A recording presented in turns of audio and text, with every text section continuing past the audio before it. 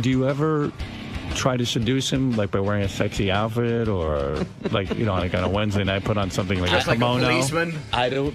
What I do is this is Officer Zulu. Bend over. I do my workout with free weights.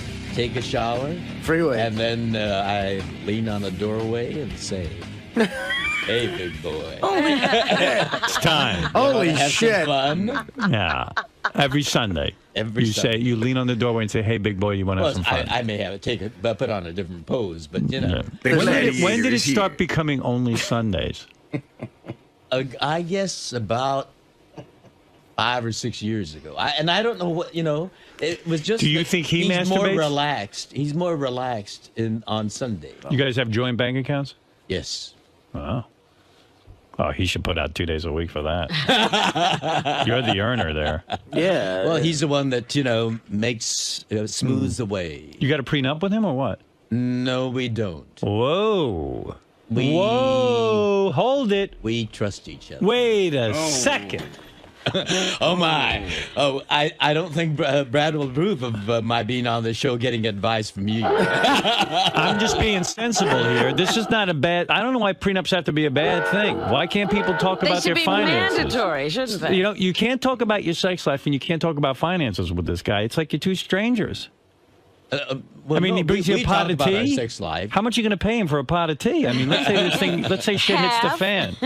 Well, he does manage my affairs with great efficiency and precision, and any good accountant could do that. Well, that's true, and we do have an accountant in addition. Right. So you're telling me if for some reason legally, if this thing ends, and it could. Anything's possible. Right. But I don't. So you're going to give up half your fortune? Well, I don't think it's going to end.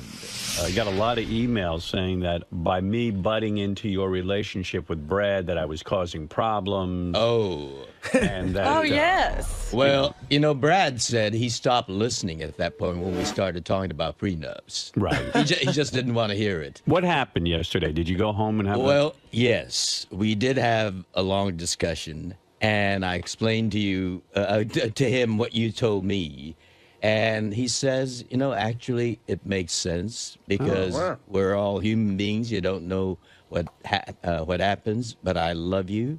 And we'll have a legal, a consultation, and you can determine what's going to happen. Wow. He gave it all, for me to look at Brad. Boy, Brad is the man. What a nice broad. He really Well, is. now, did you also... Now, Howard brought up a couple of things yesterday. What a nice broad. Yes. The other negotiating point. Yes. Sunday. Yes. I got Wednesday. Nice. And in the evening. But he said, I like to schedule things. That's fair. So he didn't give me spontaneity. Right. It's Wednesday. You got Wednesday. Let's take it. All right, so Sunday and Wednesday you're going to have sex with Brad. Yes. Wednesday is hump day. And Sunday is in the morning. And Wednesday is in the evening. And he's saying to you, this reasonable? Let's work out a legal agreement. Yes. And he's saying... Are you glad that you spoke with me? You really did make good sense, and I've made arrangements for him already. I've got a living trust, and well, that's different. Yeah, but that's when I die. That you have to die. That means he has to kill you. Oh no! If he kills me, it's a different story. I am so glad to hear what you were saying because I received so many negative emails directed at me. Many people were upset by my comments on George's marriage, and now. As you can see, I was not wrong. You improved things. I improved things. Now George doesn't have to have in the back of his mind through his whole marriage, oh, shoot, what's happening? Every time they have a fight. No, your advice is always very good. If you look at the newspaper today, Phil Collins, who is on his third marriage, do you know a third of this man's wealth is gone? He had 3 marriages. And that's a rich guy. Yeah, his first marriage. With all 3 marriages? Robin, let me read this to you real quick. Because I don't understand what you're saying. All right, let me clarify. Howard starting this dialogue, George, got you more cock. That's right. It has been beneficial. I'm great at getting cock. More cock, less talk. A good bargaining. More cock, less talk. And less cash. Let's see here. Marriage number 3 was No Day in Paradise. Again, a little pun. His one of his songs. For Phil Collins, whose latest failed marriage cost him nearly $46.7 million.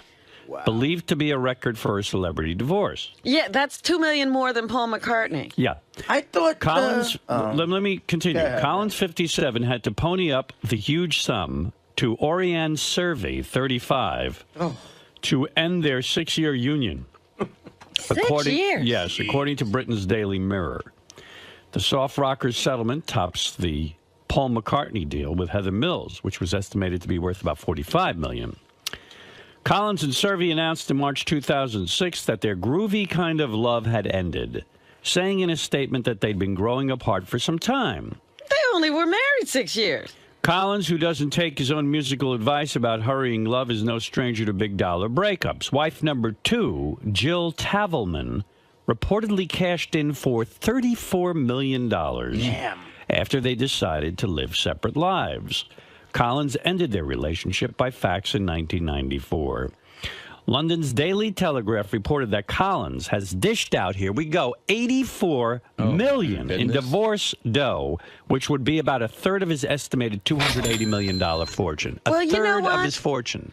I think they're right in his case because he keeps doing this. He doesn't learn a lesson. Right. He should pay up because he's being foolish. This guy didn't even have a prenup, I would imagine. In any of these cases. No. Collins and 𝗏𝗏 met on tour in '94. She was working as a translator. They have 2 sons. Collins went for blah, blah, blah, blah, blah, blah, blah. He has I don't know, untold how many children. There's 3 other kids from previous marriages. So we'll tallied up. He's got 5 kids. He's out $87 million. And again, it's this crazy situation where these guys get married and they don't make arrangements. And I'm glad George took it to heart. Let me tell you what people did. Howard, leave George and Brad alone. Why are you trying to start trouble between them?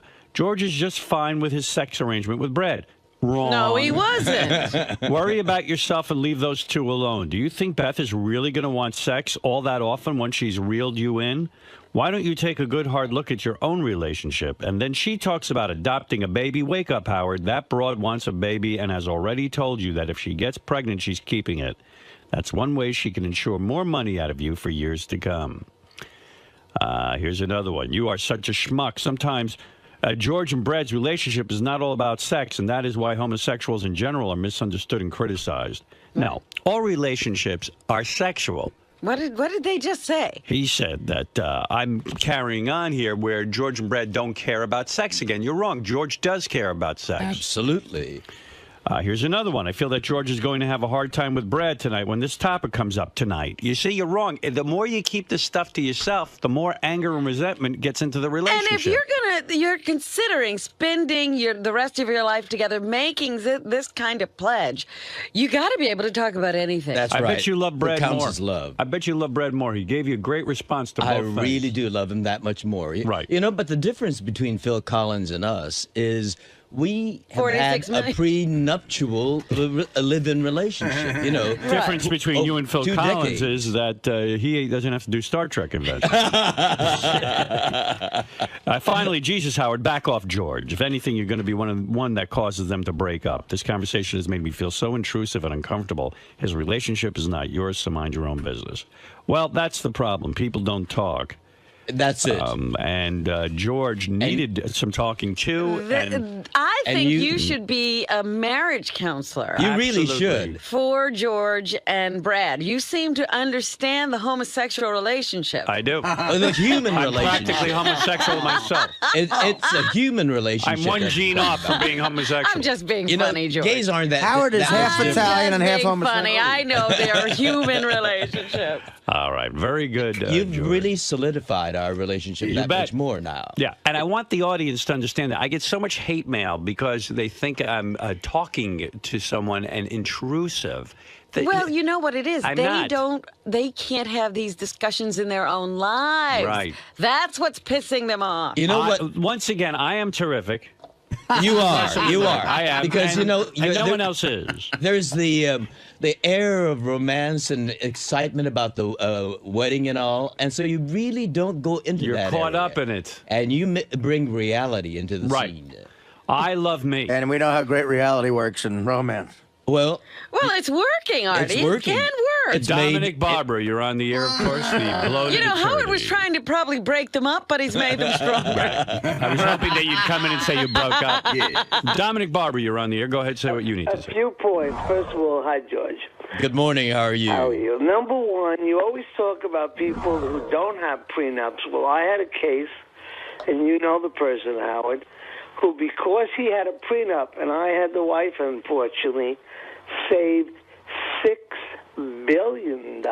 Billion. Billion. Not million, billion. Wow. That's number one. Number two, England has a different rule when it comes to prenups. They are not the protection that they are in the United States. Is that right? Also, prenups cannot require sexual acts. Right. Really? That's correct. You cannot put in a prenup, you promise to have sex 2, 3, That's 4 true. times a week. I've heard people talking about that, though. Well, but it's not legally No, but a binding prenup is because really it's about, against public policy. I Prenup see. is really a financial contract. That's Right. That's Right, but I have heard lately people, making these contracts where they say, you have to keep a job and you have to have this Oh, wait a sex minute. this That's many different. times. That's different. I said they can't ask for or require sexual conduct. Now, another point, if I may, please. There is no difference at all. Absolutely none, and I've done thousands of prenups between heterosexuals and gay couples. They all have the same issues, and I have one of the first gay divorces in New York now. Wow. Couple got married in California, moved to New York. They're getting divorced. They're two well-known actors, and they are now in the middle of a custody case. Over what? They adopted a child. Oh. Two well-known actors. Huh? Yes, and they're in the middle of it right now. So there is no difference at all. Zero difference. Zero. Well, that's why we're trying to tell George he'd better do something. How did this divorce not get in the newspapers between two well-known actors? As you know, I keep my clients' names very, very close to my vest. Your vest hasn't been close to you in years. Yeah, your vest isn't even close to you. How many well-known actors? You're sort of narrowing it down to how many well-known actors are out of the closet homosexuals with Who's an adopted Have an kid? adopted kid. More than you think. Now, may I just tell you, within the last 4 weeks, what's occurred to me? What has occurred to you? Number one, my Shelter Island roof blew off. We all know that. I didn't know that. Number two, which has been repaired, the indoor pool cracked from the storm that hit.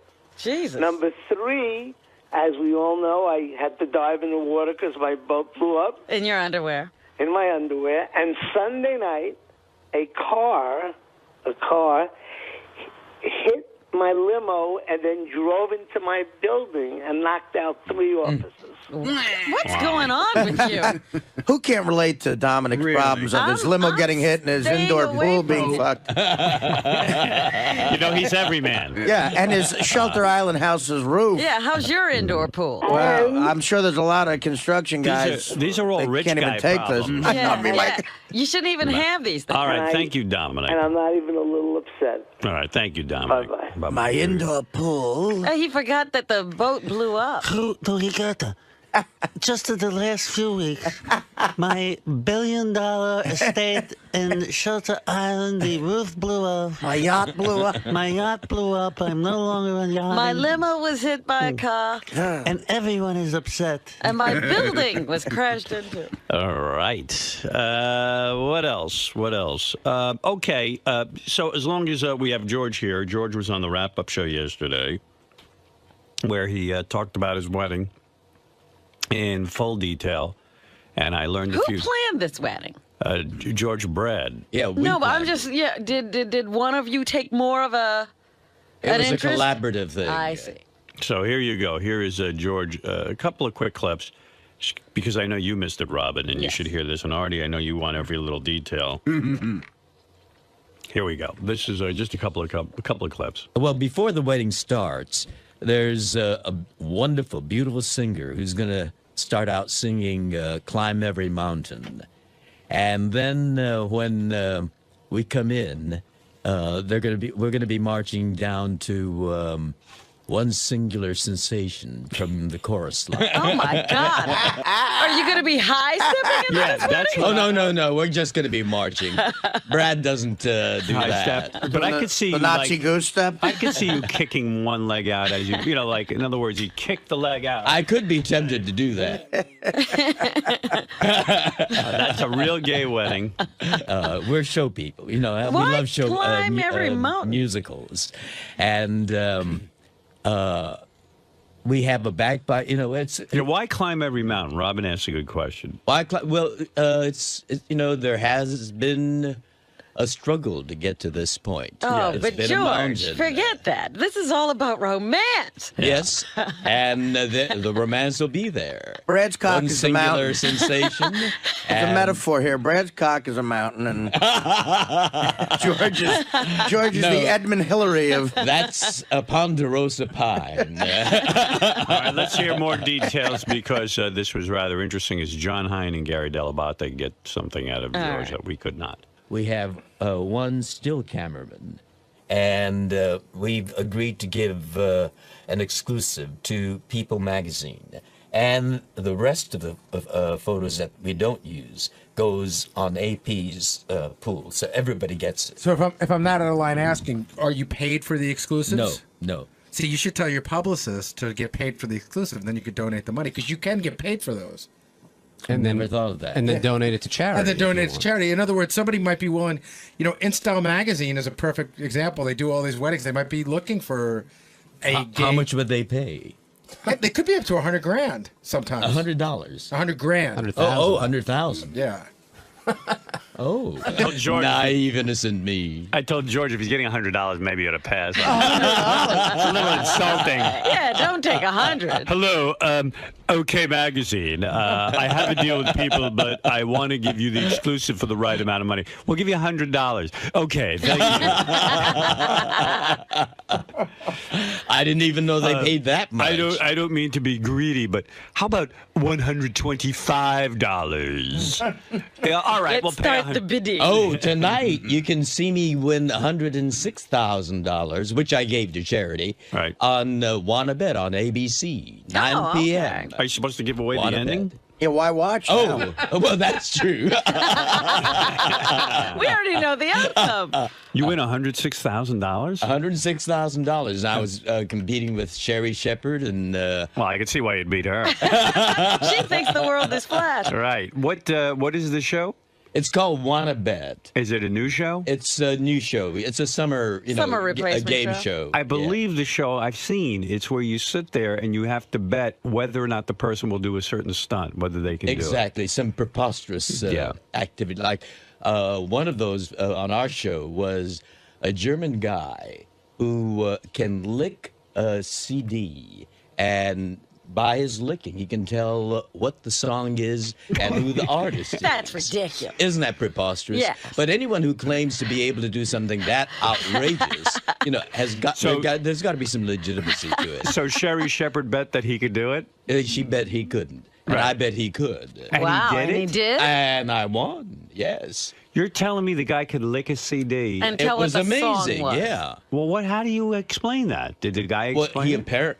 apparently has very sensitive tongue, and he gets a lot of practice at There's it. probably some real small print on this thing, and you look close, and you get What song was it that he was able I to can't identify? remember what it was. We gotta get did that it guy last in year, here. actually. I can't even believe what you're telling me. It Isn't was that amazing? Lick Or- It Up by Kiss, or who sings Lick It Up, Dockin?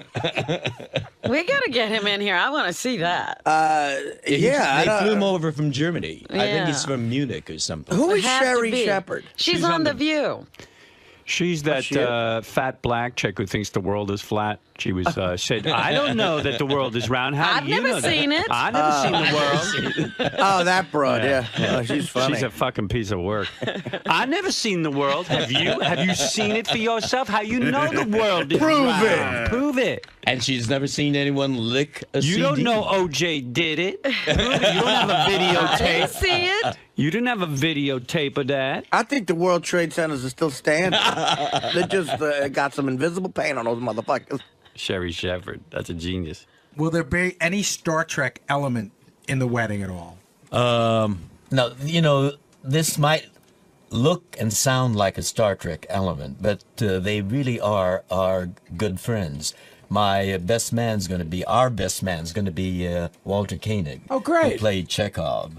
And the best lady, initially we were calling her matron of honor, but she didn't like the word matron. So we decided on best lady, and that's Nichelle Nichols. Oh, that's great. That's awesome.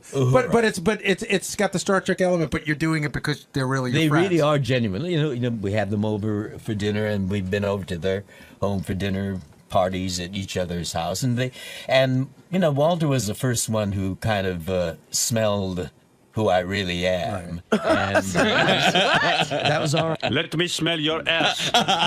Was your ass burning from a night before? I meant to say smelled out. You can totally sell Walter. He smelled. Walter figured out that you were gay? Yes, he did. How did he know? I don't know. There must be some... Maybe he can lick He you. has gaydar. He can lick you and tell what you are. Howard, Walter was sitting next to him for what, 3 years? I'm sitting. If I didn't know, I think I'd know. Well, you know how I first knew that he knew?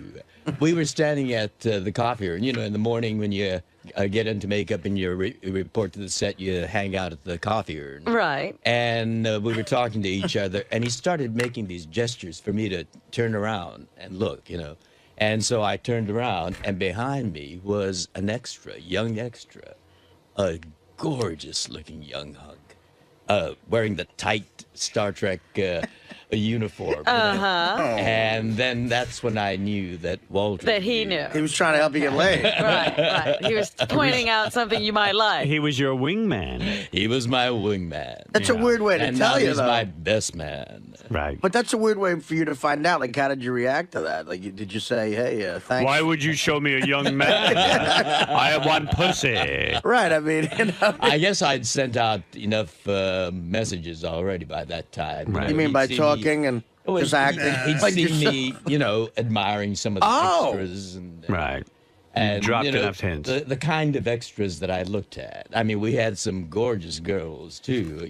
Alien, Sure. green-skinned aliens on the set, and I looked at the green-skinned men rather than the women. The dynamic more with than- the dynamic with extras on those shows, they're not allowed.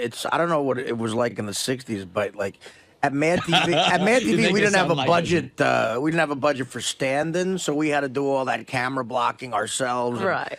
The extras would come for it because they had to be there too, and I guess there were enough incidents by then where extras were not allowed to talk to us unless we spoke to them, and it was so odd. And there was sometimes when there was a really hot chick that there was a couple of guys in the sketch who were trying to figure out how to approach her, and I banged a couple extras myself there, but you feel like you're preying on these needy people. It's almost like vampires when they have those people that service them. You know what I mean? The humans that they Yeah. drain every once in a while. right. One of the guys on the show was just a real ladies' man. He wants to fuck like 400 extras. but they're walking around in these ridiculous sketches and stuff like I'm in a pig outfit or whatever. And Yeah, they but got that's your their ticket to getting laid when you're in one of those special outfits. definitely because they know like you're a regular, and the show was so not a hit. We had to explain like, look, we're a regular. Have you ever seen the show? Like, no, but it was such an odd thing. I mean, I don't want to badmouth extras, but there's lifelong extras out there who make, 60, 70 grand a year doing extra work. It's what they do for a living. Some of them even give up on becoming mainstream actors. They live out there and they have a community together. And most of them seem to be odd, like off-center people, Right. Like a stalker thing. But some of them were just these young, smoking hot fucking chicks. Who want to figure out what's going on in the Yeah, they're business. trying to Definitely, yeah. recognize. Yeah. So, George, when you were on the set, did you ever gay bash at all or talk badly about gays to try to hide that you were gay? Like, go, oh, look at that guy. He's a girl. No, I did not. I put on the facade of a liberal, and try to get people to be more broad-minded. Well, you are a liberal. I am a liberal, but That wasn't a facade. But a heterosexual liberal. But it was not a like, gay liberal. Right. I'm it fine was a with straight gay guy people. I'd fuck a guy. I'm totally straight, right? I mean, Like you would be the guy who go, I'm not gay, but I certainly understand that their was me. rights. Yeah, right. I mean, yeah. I really didn't make that preface either. Right. But I just gave the impression that I'm straight, but Yeah, you would say like, I need some pussy, but I certainly understand the need for cock. Last night's pussy was great, but it could have been cock. Did you bring women to parties because you wanted to keep people off the... I did. Yeah. I did. Those poor broads. They thought something was going to happen. thought And there were marrying George. premieres, and you had to have someone on your arm. Right. What a waste of time. I got into this nice dress and The nothing's term going to was happen. beard. Isn't it amazing how much time you waste in life with that kind of Right. It really is true. It is. It was the late. I mean, there were some became very good friends, Right. and others, were kind of ornaments, Right. that, had for the. Here's George from the wrap-up show yesterday. All right. This wasn't what I'd call creepy, but shocking. I was at the baths. As a matter of fact, in Indianapolis, Indiana. Oh my. They have baths I there? mean, Middle America. Right by the Capitol. And I was there in a different capacity. I was there for I was on the board of the Southern California Rapid Transit District, and we had a transit conference there. And so I wasn't in the Star Trek, context. But one night I went to the baths. And this was pre-Brad. Right. And there was this gorgeous young guy, blonde, Indiana. Corn-fed. And It was Larry Bird. I was following him in the corridors, and he went into that room, and I kind of leaned on the doorway and and said, "Hi, how are you?" And he looked up, and I saw his eyes light up, and he said, "Sulu." And suddenly, that prickly sense of, oh my God, and the sense of, I was starting to get excited, and all of a sudden, limp. Wow. Can I say George is the It's best a real- guest we've ever had? Is it real a turnoff when they go Sulu, huh? Because you don't expect, you expect you're anonymous, Right. and suddenly they recognize you. The Yeah. whole thing was the mystery and excitement of anonymity. Is that your phaser? Or are you just happy to see me? Set your phaser to stun. It certainly is on stunning. By the way, George did admit that he has a type of man that he's interested in. my goodness. Really? Yeah, listen to this. This is not the most diplomatic, but there are certain types that are my type. And Howard's a wonderful guy. He's got a great mind. He's got a great personality. He's a tremendous interviewer, and I have enormous admiration and respect for him. But given this nature of my description of him, I think you get an idea of he's not quite my type. So, I know for some people, the quality of the personality overcomes the looks, but not in this case. You need the physical attraction as well. Well, Brad was a fantastic human animal when I first met him. When you see him now, I mean, we're all, on that treadmill, and he's no longer the lean, muscled racehorse that he was. Well, as a matter of fact, I wanted to capture that, so I got a very fine artist, Denis Ponty, to paint him as he was then. Oh, that's great. I wanted to remember him, nude. And as a remembrance of Brad now, I got another great artist, Don Bacardi, who you may have heard of, to do a nude of Brad today. So I have a Before and after. Jesus. George, Wow. why not just take a photograph of the man? I mean, why? Yeah, why are you always having these guys paint him? What is with the painting? I know these wonderful artists, great artists, you know. But I mean, And that means Brad's got to be there nude and stand there and pose that's for hours. that's the rough part. He said it was difficult, and so the second time around with 𝗏𝗏𝗏𝗏, he chose a sitting down position, not Right. standing up. Well, and Brad likes to be nude and pose for hours in a reclining position. Well, he comes from a nudist family. When he was a kid, Of course. his parents took him to a nudist camp, and Right. you know, in the summertime. I'm just saying, it's Turned a lot him of. gay. It's a lot. I know he's busy running your empire. I mean, it's a lot of hours standing there nude in front of these painters when you can just take a photograph. When, Well, with 𝗏𝗏𝗏𝗏𝗏, it was just one day. One day. Yeah. One day of posing. That was all he could take, Don Bacardi. now, have Brad's parents He gotten out of wasn't prison the yet? lean racehorse anymore. Yeah. Well, all right. Oh, I'd love to see these before and afters. No, I Where would- are these paintings? Where can we see It's- the painting? It's in the bedroom. Oh, both of them. You think we could get So a we won't see him unless you bring him out to the living room. I would love to see. I would love to put on my website. Artie here, reclining. No, that day will never come. Would you like to see? He won't allow it. So when guests come over, like Nichelle Nichols and Walter Koenig, and they come to your home, They've and never seen them. would You don't bring them to your bedroom. Well, but you know they're in the dressing room part of the. Walter, can I freshen up your drambuie? And would you like to see Brad's cock? 2 times. So the paintings, they live in a room that is a closet, so to speak. So they Well, the dressing area. dressing area, and you never bring people into there. No. What about cleaning people? They get. Oh, to the see. cleaning people see. Oh, they Yeah. have to see them Yeah, every they day. have to. When you hire them, do you say to them, "Look, Well, it's Adelia.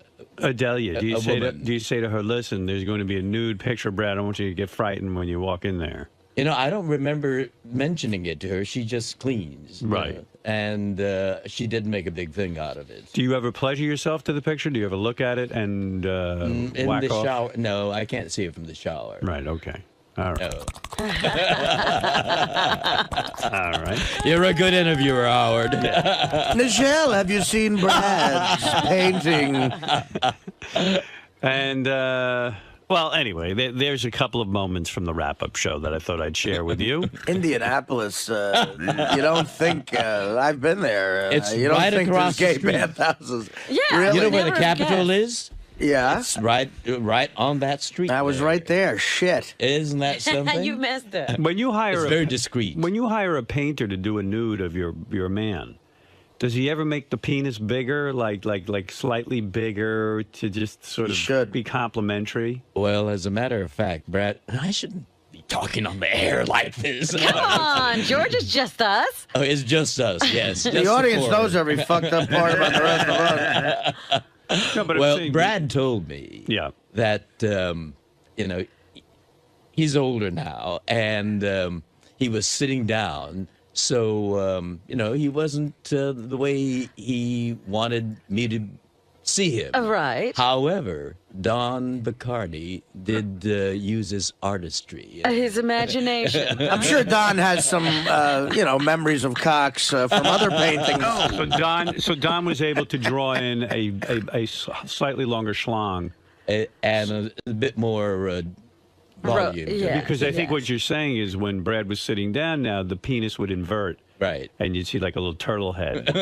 An acorn. Could he make the penis black as well for The a few young extra dollars? one is him standing. So Brad's point was he looked acorn-like, as Fred said. Yeah. And, he wanted A to be... sweet pink Well, I wasn't acorn. there. I didn't see Right, it. So, you know, that's what he told me. Oh, why? See, it's nice of him to share. I wouldn't tell you that. I'd say, yes, wow, he captured length beautifully. No, we have an honest relationship, and he tells me everything. And in the first painting, was Brad erect or was he flaccid? He was flaccid, Flaccid. but, you know, very But well hung. Fully on display. Are the artists now? You don't have to answer this, obviously, but are these artists gay themselves, or Well, 𝗏𝗏𝗏𝗏𝗏 was Christopher Isherwood's lover. so that means he's gay? He's Christopher's a guy, right? Yeah, you can't figure this out. Who's Christopher Isherwood? He wrote 𝗦𝗵cie𝘄𝗿𝗍, And that became a cabaret. How did I not know him? In musical theater. All right, so this guy, so another, if let me ask you something gaydar-wise. If someone on our staff wanted to take a nude picture of a young boy and was going to, do you think it's odd that a heterosexual guy could do that, or do you think he might have some gay tendencies? No, painting's a painting. Artistry is an art. An artist is an artist. Artistry is. Well, this guy's not an artist. No. Matter of fact, He just wants to take pictures of a young guy. Oh well, no, that's not art. No. Is Brad the only lover you've had painted, or have you done this with other men? No, just Brad. Just Brad. All right, so there's These are not a whole expensive, no whole gallery. No, there's Right, no really, gallery. there's no rogues and gallery. Brad wouldn't allow it either. Let's say I want a nude of Beth. Okay, I want to paint it. How much money does that cost? Well, it depends on the artist. Right, of course. Denis was at that time a young, upcoming artist. Yeah. Don is an established. And, So how much for an established artist to paint someone nude? in the tens of thousands. Wow. Well, that's not cheap. Howard, you got a guy to pay you for that. What are you kidding me? What year was the 𝗏𝗵ici𝗄 done? A few months ago. Oh, you're kidding. Last month, as a matter of fact. Wow. Wow. Very recently. As we have to go over and see these. Really? Oh, no, you're not going to see it. Come on, let's see. That may be the cause of divorce. I made a wrong turn and I'm in the dressing room. Now, what does Brad do? Does he shave down for these paintings? I mean, how do his balls look? Are they all hairy when he It's gets painted? natural. Natural, so you Yes. even see hair and things. You can indeed. Oh, natural. Don won't do it any other way. A little bramble Well, he bush. did, use a little artistry. Oh, Right. Gary says I should play the last clip from the wrap-up All show. right. All right. Oh, George is going to play Guess What's in My Ass, where Richard and Sal put things in their butt, and you ask questions. It's almost like, is it bigger than a bread box? You ask questions, and you have to guess what's in their ass. And do I have to touch? No. No, we when we talked about it, we took it to account, Brad's feelings. So there's nothing going on here. That we're like, I didn't get you a lap dance, but I do have a guy with like maybe the biggest penis that I've ever seen live, frighteningly scary. Actually, I'd like to touch. Well, he might let you. He's a huge fan. The funny thing is, he's not a fan of ours, but he's a huge fan of yours. Oh, really? Yeah, he actually doesn't like us at The all. really hung guy. Yeah. Oh, my. So anyway, I don't even know that I finished the clip of The last one? of George talking about me, but he is not attracted to me. Well, Physically. Yeah, that was pretty clear. Your mind is very attractive. It's a shame it's not in another body, is what he's saying. I'll tell you, gay men are not attracted to me. Why is that? Me I mean, neither. none of them. I Thank think God. I'm as good looking as Brad. I do. I mean, come on. You're a young, lean racehorse. That's right. And I'm You in are. better shape than Brad. Show him your abs. See if you can turn him on. It's all right. At the bachelor party, I'll be wearing a belly shirt, by the way. I don't know if you know Oh, that. really? Oh, No. yes, I'm wearing Good. a short We'll shirt. give you Oh, a my. lap I dance. may change my opinion. So when I dance, my shirt will ride up. Right. You'll be able to see my muscular abs. Who on the staff is your type? George? Yeah, we did we find that out? I'll tell you who his type is, because I've caught him looking him over. I know he likes Will. Oh, right. Young yeah. Will? Yes, that's his type. And I think he even likes Gary a little bit, 𝗏𝗏𝗏𝗏. Do you like Gary? A little bit. Well, when you put him beside Jared Fox. Oh, Right. forget it. there's- Oh, I forgot. Yeah, see, Jared is an Adonis, Funny, right? George probably knows 3 or 4 people's names here. But Jared Fox, he knows both names. Jared is hardly ever in here, and he knows JD is seething right now because Jared is his enemy. And Oh, really? Yeah, I And didn't know that. you don't Why? remember, you don't know JD, do you? I know JD. yeah, JD. But why does he I'll tell not you like why. Jared? He's I'll tell very you why. likable. I'll tell you why. Yeah, well, Jared had the JD audacity to wear a pimp outfit at Halloween. JD is the opposite of Jared's Mr. Popular. Yes. Jared gets all the girls. Yes. Jared goes to the Halloween party with girls, and he's a pimp, and he has a big attitude. And JD doesn't get any of this kind of attention. And even now, you're attracted to Jared and not JD. Yeah. So. Well, no, JD has, his... Well, JD's a twink. he's- That's not your thing. He's interesting. And Right. You like JD too? Well, I mean... No. He's He's cute. We get it. You don't have to go into detail. So that's why JD is resentful of Jared. Right away, you're Jared. You don't even Jealousy. like him. I mean, here's the difference, George. What's JD's last name? I thought it was D. D. No. So my point is. Oh, you he know- has a last name. Yeah. What Oh, is of it? course. So you know. So you know. Ugly Meyer.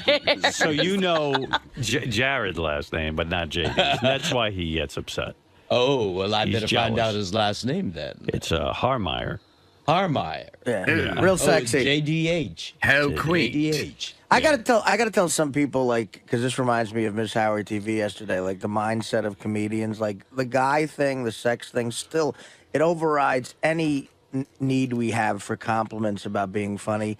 Like that chick yesterday saying she's not attracted to me sexually, but she thinks I'm funny. Like after she said she's not attracted to me sexually, I don't hear anything else she's saying. Right. Like I would rather her go, "You're probably the worst comedian I've ever heard, But I'm attracted to you. horribly unfunny. When you try to make a joke, it's embarrassing. But God, I want to fuck you. Like that's what we want." Let's get over to Lisa G, who has an update for us. Lisa G from the Howard 100 News Department. Here's Lisa. Hey now. Hey now. So I texted 𝗫𝗄𝗿𝗱 yesterday. Yeah. She said she almost drove off the road Uh-oh. when you offered her an invite to your wedding. So I'm is not the sure. invitation real? I'm not sure because I spoke to Beth last night and I said, "Are we going to invite 𝗫𝗄𝗿𝗱?" And she goes, "We have no room for anyone else." And Oh, Howard. but what she already thought. Well, why did you tell her she's invited? I didn't say she was invited. You said you were going to call Beth and have her invited. I was. Well, that sounded like an invitation. Yeah, it sounded like an invitation to me. And also, And Beth said, "Well, gee, I'd love to have Jillian there, but where are you going to put her, on the floor?" Jillian, would you stand in a corner and not eat? She would. She would do that? she thought maybe she got Sal's invitation. No, as a matter of fact, I Is think Sal going? no, that's definitely off the table. No Sal. He is not getting the call. But you know what it is? Beth described to me that she over-invited, and what she was hoping is that a couple of people would not be available. yeah. And there are people we invited who live around the country who can't come. But the rate of people not coming is not that high. It seems as though only 4 people can't.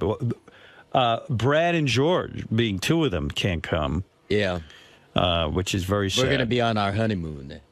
Oh. Well, what South better place to honeymoon than in New our York? regrets. No, we really would love to have been there. Right. Yeah, that would have been fun. Yes. But you know what, Gary? Do me a favor. Write Beth a note right now that Lisa yented it up with 𝗫𝗄𝗿𝗱. And now Jillian. No, come on, Howard. It sounded like you were going to No, invite but her. Lisa. I didn't say. I just said to See, her, what did happens is you get on the phone to these people. No. And I they said. get excited. I said, did you hear the show today? Yeah. And she said, yes. I almost drove off the road. Right. So And she heard it the way I heard it. You wanted her to. I said I was thinking about it.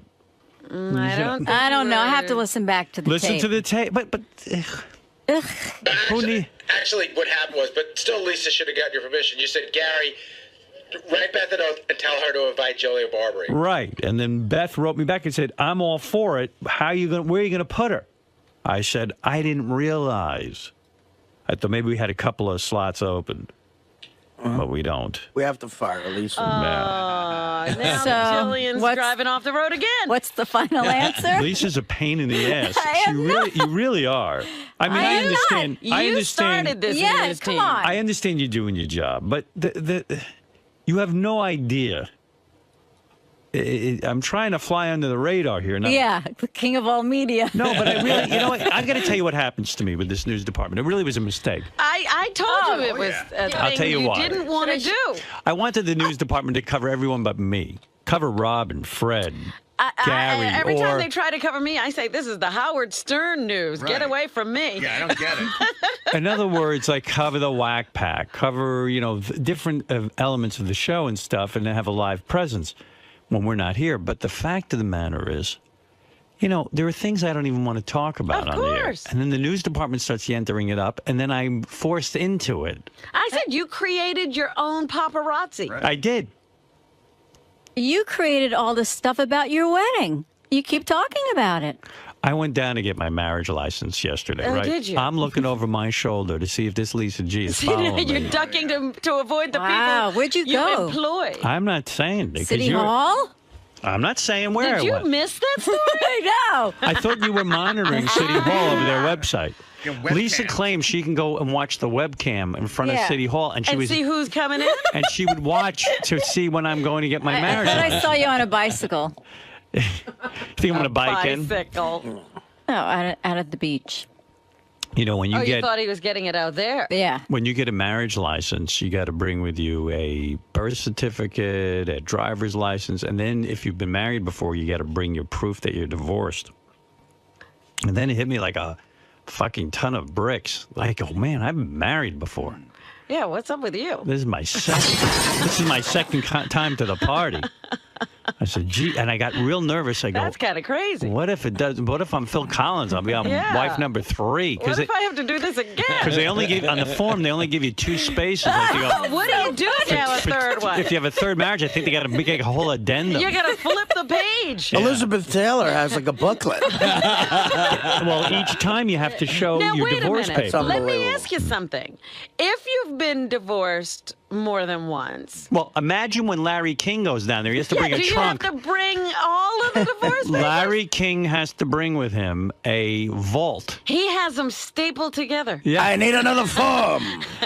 I'll be needing 4 forms. Yeah. 2 per marriage. I need an industrial state. Oh, hi, Denise. Do you still work here? Good to see you. How's the family? I have a loose leaf folder of divorce papers. Is Lisa G around? I'd like to marry her. By the way, this one I married twice. Does that count?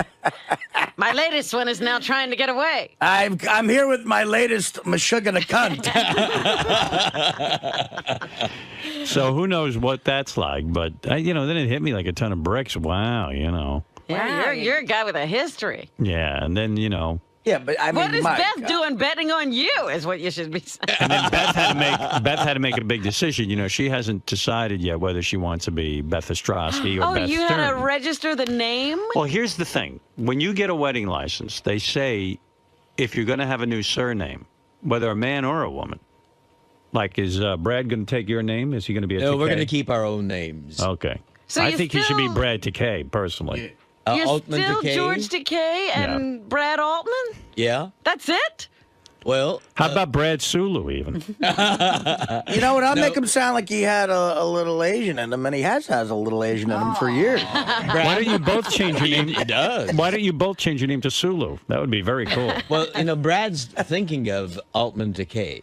Altman he? Takei, yeah, I like that. But then how would we BAT. know you're married? You're just going to be George Takei and Well- he'll be Altman Takei. Well, because he's the man. He No, makes more because money. See, I'm trying to more figure this all out. known. No. Right. Yeah. He's, But I know that Angelina Jolie and Brad Pitt did the Jolie Pitt thing. well, but first of all, think about it with George. George is definitely the man. Who's the one getting painted? Brad. Right. You do that with your He's wife. the girl. Yeah. George is, George is an admiral, first of all. He's the younger one, Yeah. Hey, he's the younger one. He's more the woman in the relationship. Traditional roles Well, now. he's the manager. He takes care. You're right. Who's the Yeah, one? He's but he's the subservient one. Right. No. Not so Oh, sure. no. Yeah. Sometimes he drives me. Well, I the mean, woman- sometimes Right up the through. wall. The Right through my woman pancreas. Can make life miserable for you. Well, you're the one raping poor little men in Indianapolis. Anyway. I did not rape him. I know. Have you ever spanked Brad? No. No. Has he You know- spanked you? No. You never put him over your knee and spank him? No, but we've been playful in bed. Right. A little love But pats. not spanking, no. No. There's a couple of games of Scrabble that got kind of hot. We played What do you What mean? about chess? How do you get playful? Like, what do you do? Oh, we, You know. choke 'em? No. We kind of roll around and wrestle and Wrestle? Greco-Roman. Greco-Roman, actually. Yeah. Come on, let's wrestle. I'll take you 2 out of 3 falls, big boy. Greco-Roman wrestling? A lot of gay men do that. They get physical and they fight. What is gayer than wrestling? Have you ever that ultimate fighting thing is the gayest sport ever. Are you completely ever. nude when you wrestle? Yeah. Well, how else? Right. What's If the you point? beat me, you can eat me. How about put on the cat soundtrack and let's fuck. The edge of the bed is out Robin, of bounds. how do you put a stop to all this? Start out. Wait a second, George. Do you start out like, in other words, in that pose? Role playing? Like, in other words, you go. No, all right, we start cuddling and things start happening, and he resists, and so I get physical, muscular. All right, I'm Superfly Schnucker, and you're King Kong Bundy. It starts out kind of romantic. Look out, avalanche! Right. Starts out kind of romantic, and then pile driver. Then all of a sudden, like he says something, and you hold him down. Yeah, right. And then he resists, and then who generally wins? We wind up. That's up to Vince McMahon. There's no win or lose, You wind up having sex, is what you wind up doing. Exactly. We both explode from our cock. We're both winners. That's how I get spontaneity out of him.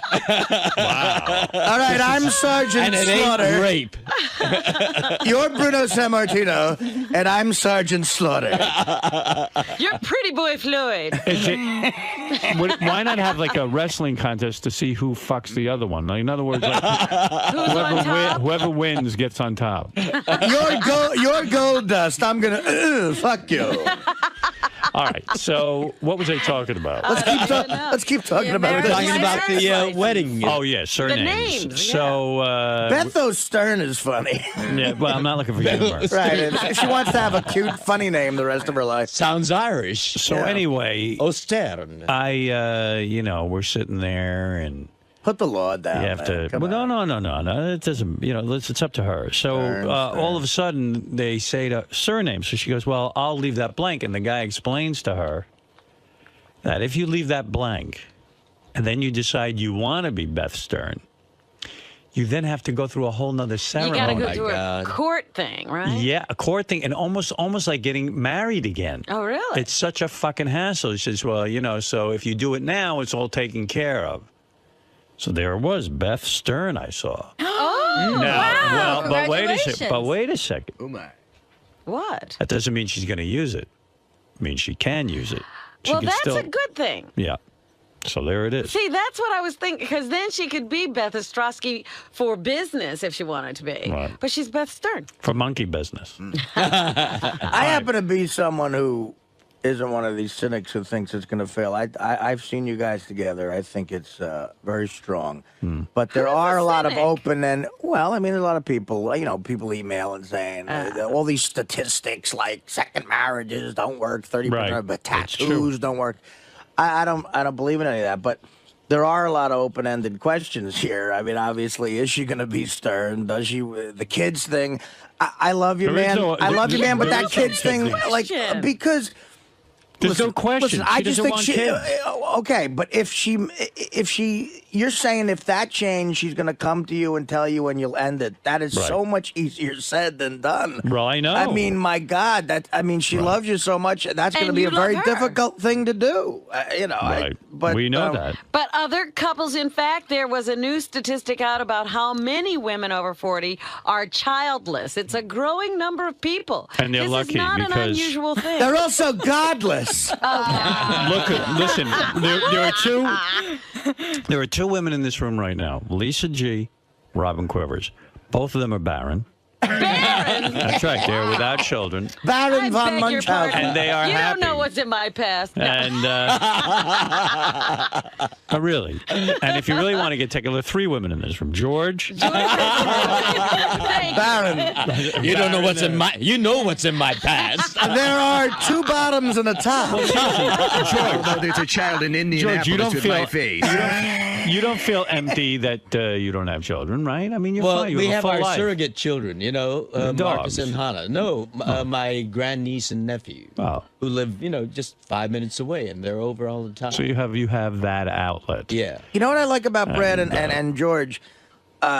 you seem to be happy being gay men. You don't want to be a woman, right? You'd rather be a gay man. We're men. We're not men. a woman. Yeah. Right, yeah. I mean, because some gay men... Up No. We are who we are. Some gay men don't want to be gay men. They seem to want to be women. And if you ask them if it was medically possible for them to have a child, they'd want to bear a child. Like, you don't have that. No, right? no. Right. If we did have a child... I bet you George has been in drag a couple of times.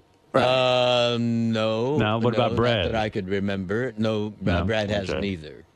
No, we Does have Brad not. privately have a girl name for you, like Sally or... No. Nothing like that. Come here, Sally. Long toes. You know, of all the greatest Stern Show crazy fan theories... Yeah. I forgot about this. A few months ago, I was on the road, and months ago, and it was in Cleveland, and a guy told me that he's positive that Anthony is Robin's son. Yeah, that he thinks you, because you're so proud of him. I said, well, you know, aunts are very proud of their nephews. That is a son that she had with some guy. That's not true. You know, who's Anthony? Anthony's Robin's nephew, who's actually a brilliant kid. Lisa, you don't have kids. You're you're a very fulfilled woman, right? Yeah, I don't have any regrets. I think that's a very unhealthy thing for me to start thinking about, and then it just starts snowballing. What about that sweater? What about your waistline? I'm fucking with you. Let me try to put that sweater on. You can be catty. Can Artie try on your sweater? Let me try to put it on. It'd be funny. I love kids. Like, I stop at all the strollers. Lisa's so petite that this will be fun. This will be. I don't think he can get even like his fist inside the sweater. Oh my God! It's gonna look like a little doll sweater. It's gonna be big and stretched out. Go ahead, Artie. Put it on. This is I'm stealing Farley's classic bit. Fat guy in little coat. Okay, here we go. Oh my God! Jason is taking a picture. Put the help him. Help him out, Lisa. This is the best of the wrap-up show. A recap and behind-the-scenes look with John High and Gary 𝗏𝗏𝗏𝗏. The best of the wrap-up show begins now. Hey, it's Gary 𝗏𝗏𝗏𝗏, Baba Booey. On Tuesday's wrap-up show, there was a lot of Ronnie. First, Ronnie, it turns out, knows that Taylor Swift's fans are called Swifties. We don't know how he knows that. Then Captain Jenks called in and talked about the prank call he made involving Ronnie. And finally, Ronnie told us that he went to see the play Cinderella. Yes, a 60-plus-year-old man went to see the play Cinderella. Here's how it all went.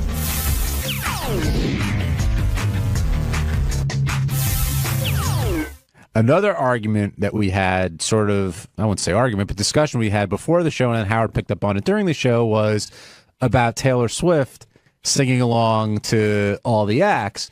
You know, some people felt that she was doing it for camera time.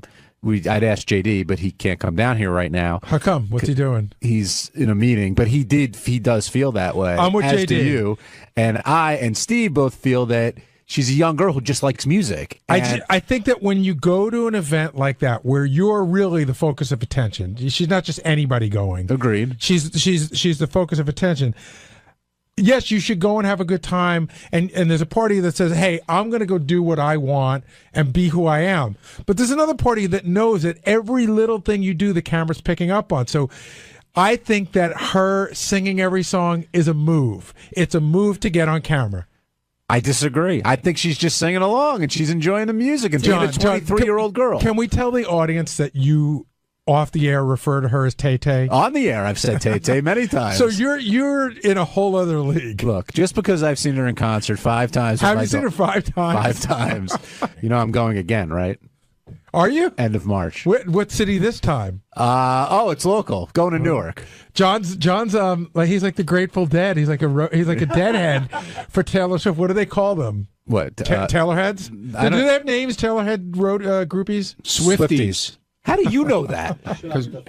How do you know that, Ronnie? Don't worry about it. No, how do you know that? I'm smart. No, how do you know? I'm a goddamn genius. How do you know what Taylor Swift group is? I have 2 teenage daughters. What's your reason? Yeah, I have a teenage girlfriend.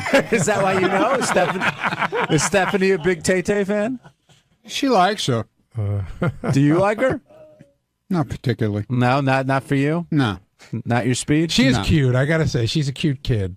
Yeah, she's well, whatever. She's very all-American looking. Yeah. And I don't think her music's bad.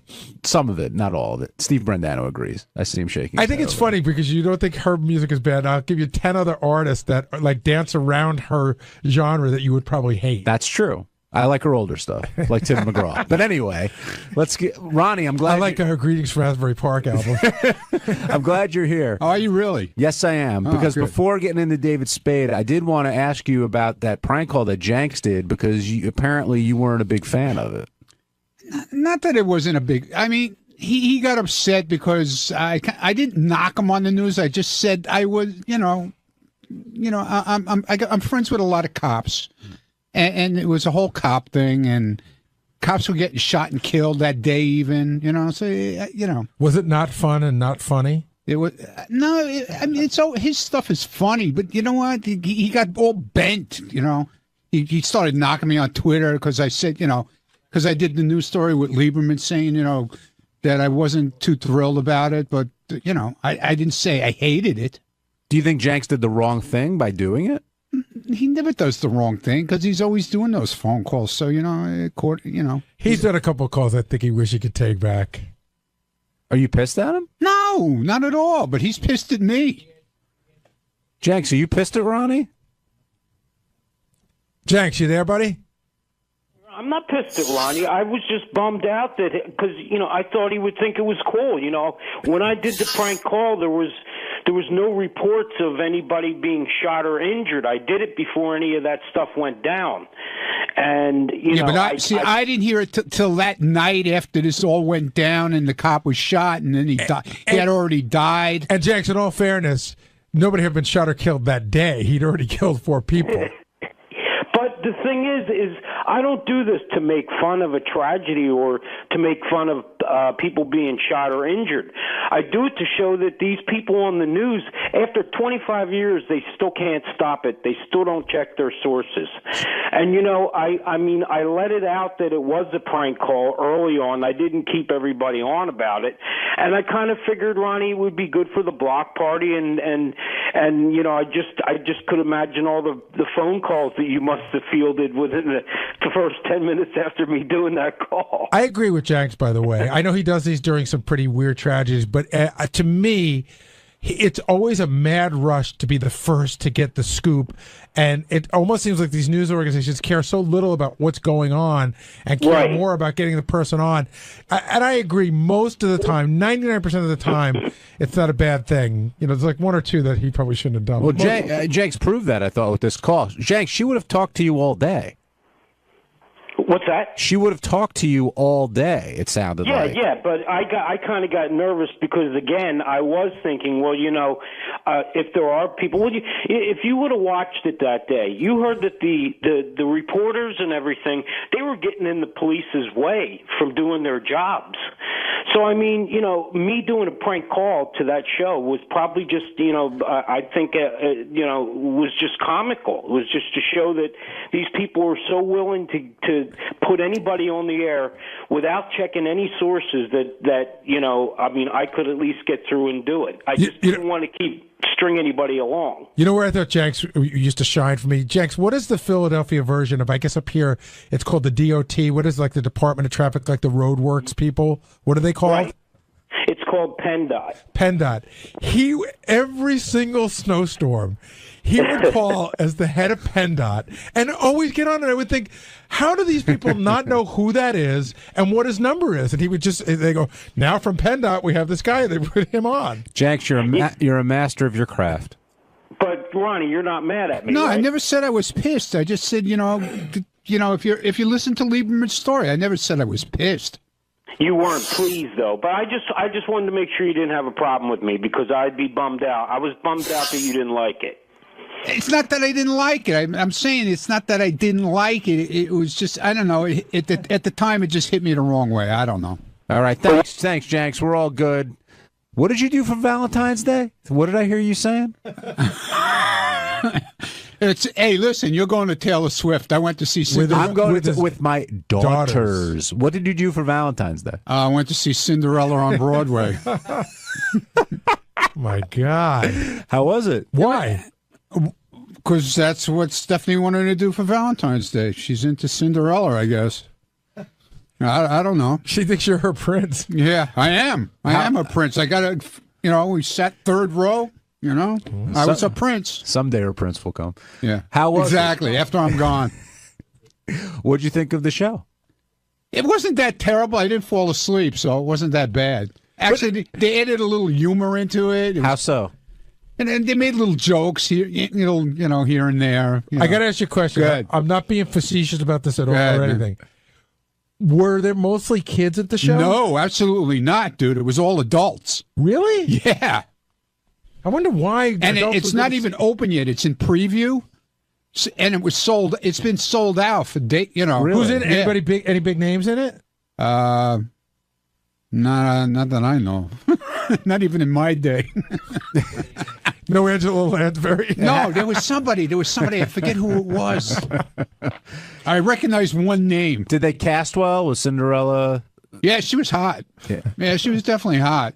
Did she look good when she was working the house, or when she became, Oh, when she became Cinderella, she's in this hot gown. I'll tell you what, though, the live effects that they had on this show are amazing. Yeah? I mean, like, the dresses, they like changed right in front of your eyes, and you didn't even know they changed. Like Kelly Clarkson's dress at the Grammys. Yeah, exactly. They just spun around and bang. They were exactly. It was crazy, and I'm sitting like 3 rows back, and I'm trying to figure this out.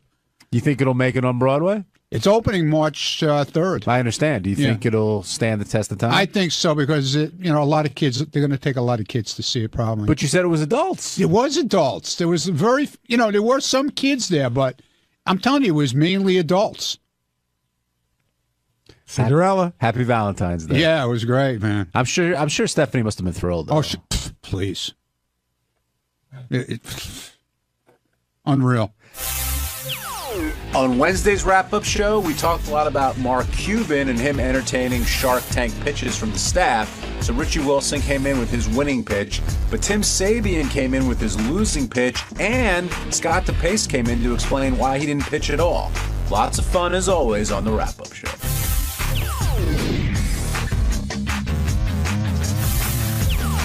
Mark Cuban also came by, and he was a great guest. He was all fired up, a lot of energy, had a lot of fun things to say. And then he had to sit through those pitches of Tim and Richie Wilson. I want to talk to Tim about his failed pitch. I want to talk to Richie Wilson about his successful pitch. I think everyone was surprised that Shittens ended up going over well with Mr. Cuban. Yeah, I think Tim was bummed out. I know he believes in his idea. He was excited about it. I wanted to pitch his other idea, which is a leash for a television remote. I'm sorry to give that away, Tim, but You're talking about the thing like whenever you go to the shittiest hotel in the world and they have the leash on the remote control? Gary, like don't let him know that. But his app to find, clean places to go to the bathroom. I know it exists, but apparently Tim's is a little bit different, but we really didn't get to learn the details because Mark Cuban shot him down pretty quickly. He went, eh. Yeah.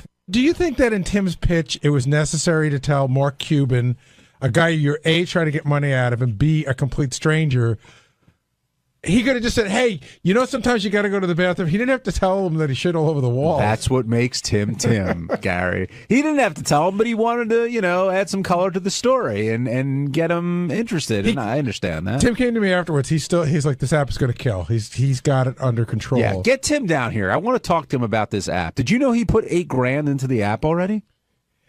He told me 4, but it's going to take another 4 to get it to where he needs it to be. Oh, okay. So I figured it was the other way. He said 8, which means he's probably put like 16 into it. No, but the thing that I didn't know how to say this to Tim, because even before he went in, I was getting texts like crazy, or IMs like crazy, that there's like 50 apps that already do this. But Tim was saying that they're not interactive, but I haven't seen them. I would think they would be. Yeah. In other words, if you're going to go look for a bathroom, it would seem like you just Instagram a picture of a clean bathroom. Richie Wilson, though, has put $8,000 less into his idea, and he got the endorsement from Mark Cuban. And I saw out in the hall, you guys were buddying up. Is this gonna happen? I put 8 minutes into this. That's all it was. Yeah. Quick little idea, and he liked it. He was really cool about it in the hallway. I love the idea, by the way. As a frequent user of Man Groomer or whatever you call it, it's a great idea. Were you surprised that he went for it like that? No, because everybody I spoke to said it's a good idea. Like, I haven't heard anybody, no pun intended, take a shit on it. So what are you going to do? I'm trying to reach out to companies now about having it manufactured. I'm looking for, and if a company's interested, get in touch with me. And Rachel's at home right now. She's looking up manufacturing companies. Here's your problem, though. What about all the other people out there listening who are doing the same thing? I totally know that, but listen, it's out there. I mean, I knew that going into this, that I'm putting it out there. Did Richie copyright it in any way by doing it on the show? Can he take this tape and document this date as, you know? Yeah, I mean, it serves as some type of copyright, but if I'm the manufacturer, I thought of that 2 years ago. Right. Yeah. And we've been working on it ever since. But you have to have proof of that, though. But that was exciting. I mean, look, he took you at first it was kind of goofy, but then a couple minutes in, he was taking you very seriously. For the simple fact, he didn't tell me to get out like he told Tim. Yeah. And he said that, and when he said there is something there, like I almost skipped a beat, man. I was like, there's a billionaire businessman liked an idea that I pitched him, and Ronnie told me he was laughing about it and loving it all the way down the elevator. He was cracking up. Even if you don't get a dime, at least you get that satisfaction of knowing that he endorsed your idea. Yeah, and he told me in the hallway, he said, you really should try to get on the Shark.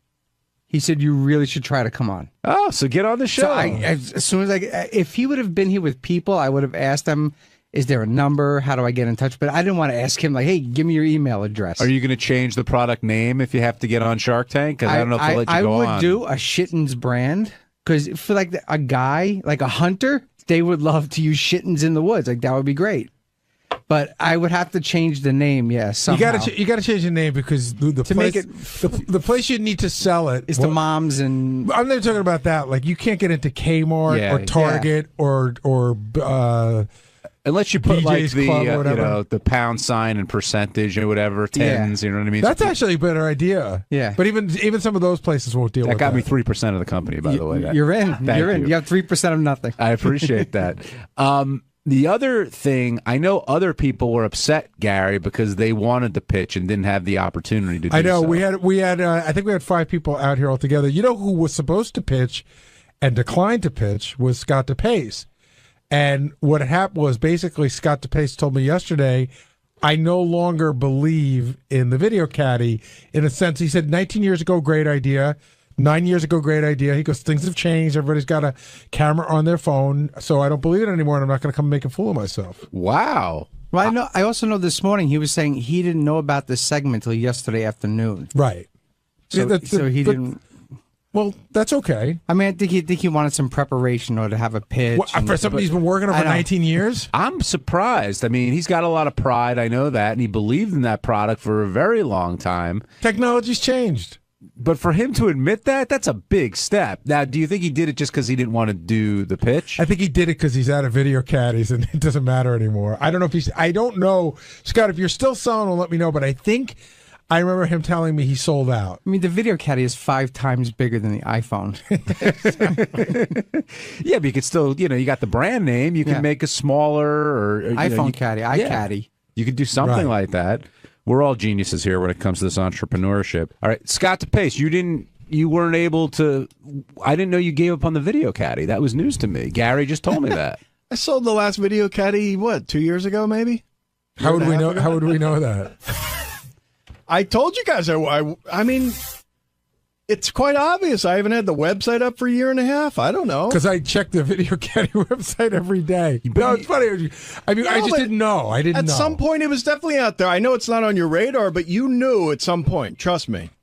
I said I wasn't doing it anymore. You're extremely entrepreneurial, though. It surprised me that you didn't pitch today.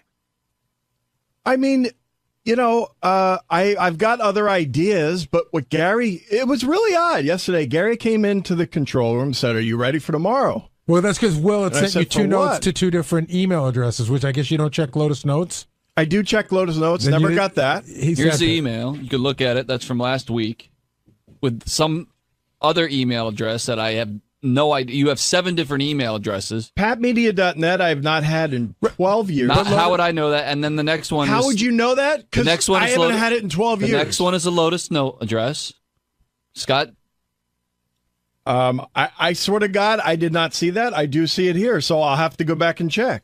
But I did not see it. But again, when I type in your name, and this is a bigger issue, but people have all these outstanding email addresses, and how are we supposed to know what email accounts are active? We're all Lotus Notes. Then that's what we do. We use Lotus Notes only. That's fine. Wait a minute. So I had an email address that changed about 6 months ago.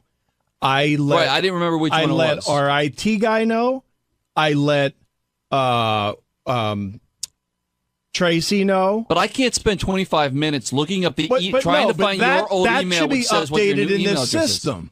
But that's not how it works. You know what? It's a bigger issue. That's actually a Lotus Notes. What else issue, can I do? But anyway, if you had an idea to pitch, would you have pitched something if you had more time? I have plenty of ideas, but I wasn't really prepared. I didn't know exactly what was going to happen. I didn't know whether I needed to have artwork and all that stuff ready to go. If it was just an idea, yeah, I've got ideas, but I didn't think that he was going to take anything seriously today. But he took Richie's idea no, very. He didn't. Yes, he did. That idea is horrible. Oh my God, you're so jealous. He totally took that idea is serious. Horrible. It is not. You're not horrible. really going to do it. You're not going to do that stupid Scott, idea. are you really don't think he took that idea a tiny bit serious? I think he took. I think he was on the show and he wanted to sort of, but then why didn't he take Tim's idea serious? I think he did take Tim's idea seriously.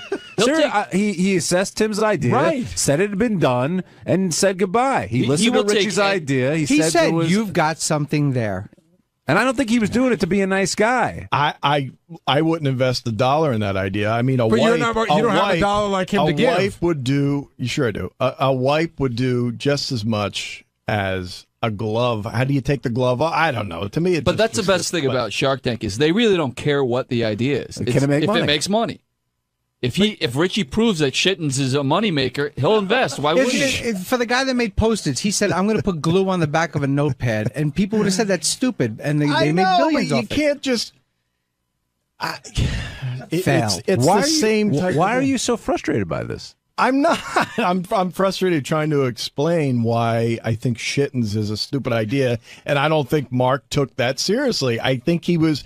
on the air going, oh, yeah, that's good. That's good. Yeah, but let's see you make $1 with it and let's see him actually put $1. I got to say something. I'm watching you here, and I'm not trying to open up a larger issue, I promise you. I just don't think you can revel in anybody else's success that isn't Gary, yours. that is not true at all. You come up with these thoughts that there's no accuracy to that. If Richie had made $1 million, that would be awesome. But here's a point. I'm simply saying that Mark, I don't think he was being genuine. And I disagree with you. What you're saying is you don't like Richie's idea. That I get. But Mark seemed genuinely interested in that. Why did everybody see that but you? I guess you guys aren't as bright as I am. I don't know. I don't know what it is, but I don't think he would put $1 into that fucking thing. What did you think of Tim's idea? To find a bathroom? It was an excellent idea. I think I can find a bathroom quite easily without an app. Why was Yelp so bathroom. Successful?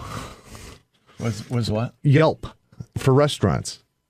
That's it. But that you're getting a review. You don't review a bathroom, how clean it was. No, I think that's what Tim is saying, that people are taking pictures and reviewing the bathroom. Here's a clean bathroom in a 25-foot vicinity. Well, listen, I mean, I can shit in a porta-john. My wife does want a clean fucking place, so maybe there is something to it. I don't know. I wouldn't invest in it. Tim, were you discouraged at all? I know you've put a couple bucks into this. No, not at all. Not at all. It just propels, and I love challenges. And let's follow through with this thing and see where the challenge goes. Where did you come up with this idea? It wasn't from the incident here. Well, no, it was. I was thinking about this, and I went online and I looked at a couple of things, and I saw what they were, and I saw how the ugly meter took off. I saw how Yelp worked. I saw that there were applications on the web or on iTunes and so forth that were that identified restrooms, but this has other layers to it and other services to a potential user. So I thought, why not? What other? I mean, I know you don't want to give away the tricks of the trade, but what other services could it possibly have? Well, there's communication. There's a rating service on it. There's other, community type things where you can participate. There's Wait, how do you participate in the bathroom? Because you tap pictures. your foot and you can find gay guys. Yeah, exactly. Yeah, exactly. So no, but you take pictures. You upload the pictures. People, it's like a lot like what Yelp is. Scott, what are you making faces for? You think this is a dumb idea? No, it's not. Of course. It's not a dumb idea. I don't know. I don't see I it. think it's a really short time to guys just start putting pictures of their junk on there. That too. And then you'll be a millionaire. Exactly right. And Tim, you put $8,000 into this? No, not $8,000, but it's. I put about $4,000 into it just to check it out and understand it, and to realize what it's all about. You should talk to me. I've got plenty of good app ideas. How did the Then video caddy do? Why did you use any of them? Yeah. Because I'm too ballsy to invest $4,000 like he did. I mean, I'm not ballsy enough. Sorry.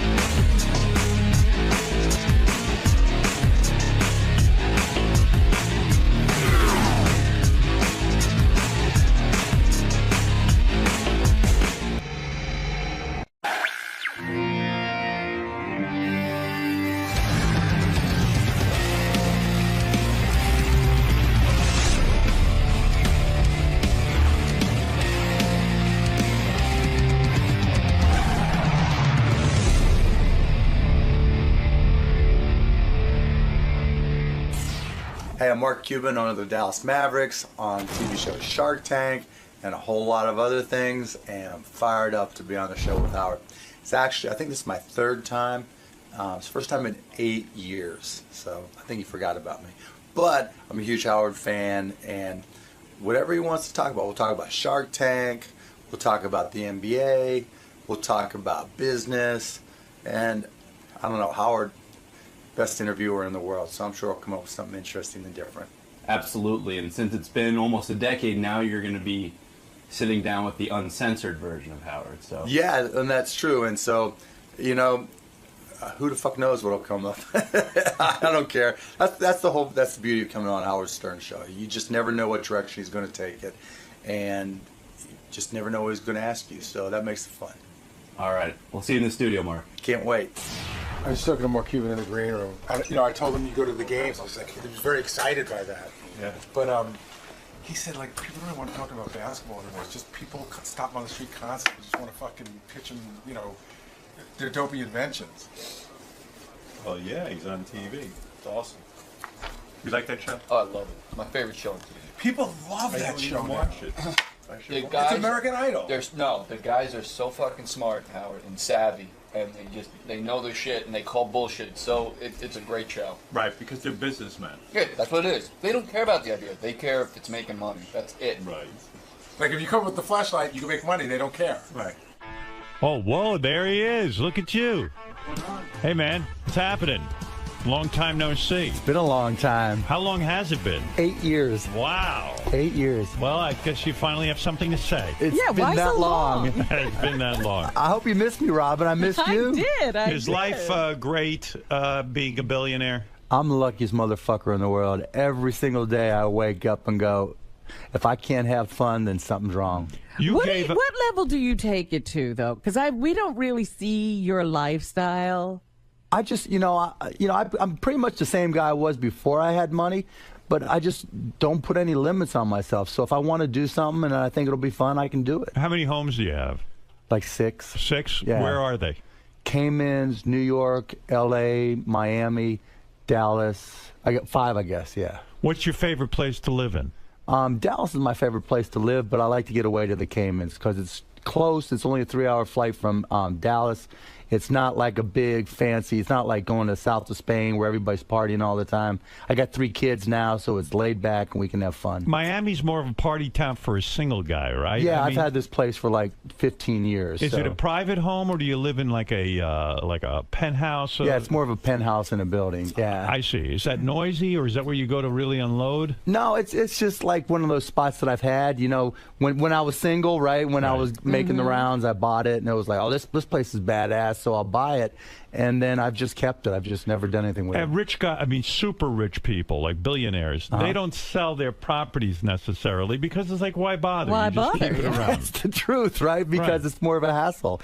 You know, I've got my stuff there. It's easy. Why mess with it? So if I wanted to buy your place in Miami from you, I'd have to offer you some astronomical amount of money or something to turn you on because there's to make it worth your while. Exactly. Yeah. Otherwise, it's not worth the hassle. I mean, I got clothes there. You know, that's probably the best part about having these places because when I go to a different city, I got my stuff. So I've got like everything down there. I've got a stocked refrigerator. Now, so who does all that? In other words, if you have you 5 gotta have homes, staff. in other words, if you have 5 homes, okay, so you decide you're going to go to Dallas. I don't know. You decide you're going to go to Cayman Islands.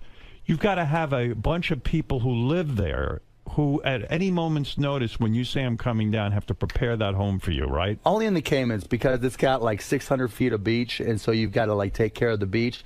But everywhere else, we just have a guy, you know, just someone who will, you know, hey, I'm coming down, I'm bringing the kids or not bringing the kids, stock the fridge, make sure everything's ready to go, and that's it. Do you have a personal chef who prepares your meals? Me personally, no, but we just got one at home. Like, you know, with kids, my biggest fear in life is that my kids turn out to be messed up. Right. And so at home, my kids are 3, 6, and 9. Right. And so we have a nanny that works probably 8 hours a day, 5 days a week. A nanny for each kid, or just one nanny? No, just one nanny. One nanny. Oh, you're so cheap. Come on now, Robin. I know wealthy guys who have a nanny for each kid. Really? Yeah. See, to and me, they're around the clock. No, we won't do that. Like, our nanny's there to help. With 3 kids, if you can afford help, you get the help, right? Sure. And then after that, when she's gone, it's just normal, right? We'll take the kids to school, pick them up, take them to dance, right? I've got my all of that, huh? All of that. I got my daddy-daughter dance tomorrow night. But don't the kids fuck up your lifestyle, Mark, because you, being a wealthy man, you want to go to Cayman Islands for 5 weeks. They've got school. You've got to stay there. They've screwed it all up, haven't they? Yes and no, man. You know, on one side, that is the screw up, right? But other than it's my kids, right? How are you going to prevent your children from becoming screwballs? That scares the shit out of me. Right. Seriously. Well, they're going to be spoiled, right? No, I mean, they're spoiled. I mean, you know, when your daughter, my 9-year-old, like, kind of freaks out if she has to travel commercial. Right. You know, she doesn't quite get it. Right. Yeah, I mean, that scares the hell out of me. But, I mean, we do everything possible just to make it normal, like we're a regular family. When, you know, I think what it's contingent upon is your wife being really strong. Yes. If she's a douche, like, and not necessarily. They'll run right over her. There's Is that a what lot you're of saying? women who do not know how to discipline kids or tell That's them no. not my wife. Your wife knows how to say no to them? Oh, she will kick their ass just like she'll kick mine, you know? Yeah. I mean, most women, in theory, think they can do it. But then they It's buckle. a hard job to be consistent. That's Well, the the first problem. job you'll come downstairs and say, "Kids, go to bed," and then your wife will undo it. You know what I mean? Well, if she does that, you're doomed. Your kids will be. No, it's the up. exact opposite. is. Yeah, I'm like, come on, we'll stay up. Like my 3-year-old son, I'm like, let's watch Transformers. We'll stay up and watch Batman. Right. You can fall asleep with me, and my wife's like, get the hell to bed, right? So Is having a son more fun because you get to watch Transformers and Batman and stuff and do all the cool hell stuff you yes. like? Are you kidding And then me? you're going to do the basketball thing and Oh all the yeah, sports. I went through 6 till my son was born. I love my daughters to death, right? But I'm 6 sure. 6 years of hair and nails, right? and Barbie movies. It was brutal. It was brutal, right? And so, you know, Daddy, do you like my dress? Daddy, what about my hair? Daddy doesn't like my hair. You Mark, know. you're a very bright guy, and I read something you said, and I responded to this. The advice that people are giving children now to follow their dreams. Ugh. You hate that. I hate it. And I happen to agree with you. Explain. Well, everybody dreams about something. Everybody dreams, right? Everybody's passionate about something, especially when you're young. You're going to play the guitar. You're going to be a baseball player. You're going to be a singer. You're going to be a rock and roll star, right? Everybody's got that, but, you know, where do you spend your time? Right? You can talk about it, but what do you actually work at? And, you know, everybody talks about following their dreams and passions. I say you follow your effort. Because if you're working at it, you're going to get good at it. And if you get good at it, you're going to like it. And if you like it, you can be great at it. You're so right. Our kids today told too much that, oh, you're such genius. You're so brilliant at everything. You're so good and talented. And meanwhile, they don't have a fucking ounce of talent, do they? Absolutely. Like my wife and I had this conversation, right? Talking about who wears the pants. Right. She was like, look, you know, we want to build them up and give them confidence, but we have to install a dose of reality. You know, so if my daughter can't sing, you got to tell her, you got to keep on working at it, right? It's not about saying you're good when you're not. You know, you've got to have a dose of reality, and that you're right. It hurts kids. Billionaires who I've seen who actually raise kids who are not assholes. There's a guy I know, Leon Black. Do you know Leon? I've met him. I don't know him. His kids are so together. Really? I see that family and I go, wow, this guy really did it. Whatever he did, because he's a billionaire. They can have anything. He's got a massive art collection. He used to own Sirius. That's how I met him and became friendly with him. His kids are, you know, and even, I know you've got a rivalry with Trump, but it looks like Trump's kids turn out all right. Really, it's a testament to his parenting and his wife's parenting. Or somebody. Somebody got it right.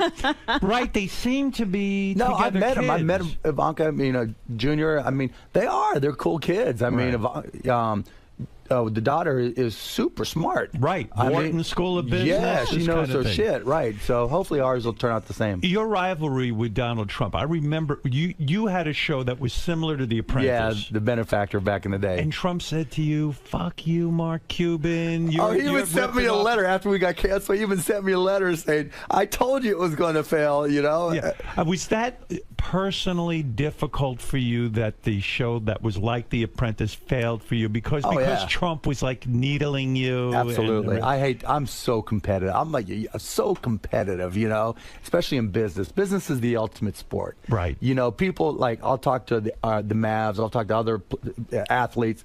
I'm like, you think you got it hard, right? You compete for 48 minutes or 60 minutes. You practice a couple hours a day. Right. You know, in the media business and all businesses, it's 24/7 by 365 by forever. And there's a 12-year-old and an 80-year-old trying to kick your ass, right? Right. And so anytime I lose, I'm so competitive. It just killed me. Do you go through a depression of sorts when something like that happens, when a failure occurs? And you're not used to failure. No, I mean, not you've at all. succeeded in your life. I mean, you've made a tremendous amount of money. You've been successful in business, and you're having a fun life and an enjoyable life. But when a failure occurs, how do you deal with that? I get fired up to work harder at something else. It motivates me, you know. When Trump sent you the letter, did you write him back and say, "Hey, I'm going to beat you at something else"? Yeah, no, I framed it. I framed it and put it right by my desk to remind me and to keep me going, right? Right, sure. And it's right there every day. That letter sits on your desk. It's right next to the NBA trophy. No kidding. That's no lie. So does it represent the highs and the lows? It just represents I don't like failing, and that because you know what it's like, right? In any business, there's just those mornings where you're just dragging, right? And there's just those moments where you're not at the top of your game, and you just need something just to fire you up, and that's there. The NBA trophy.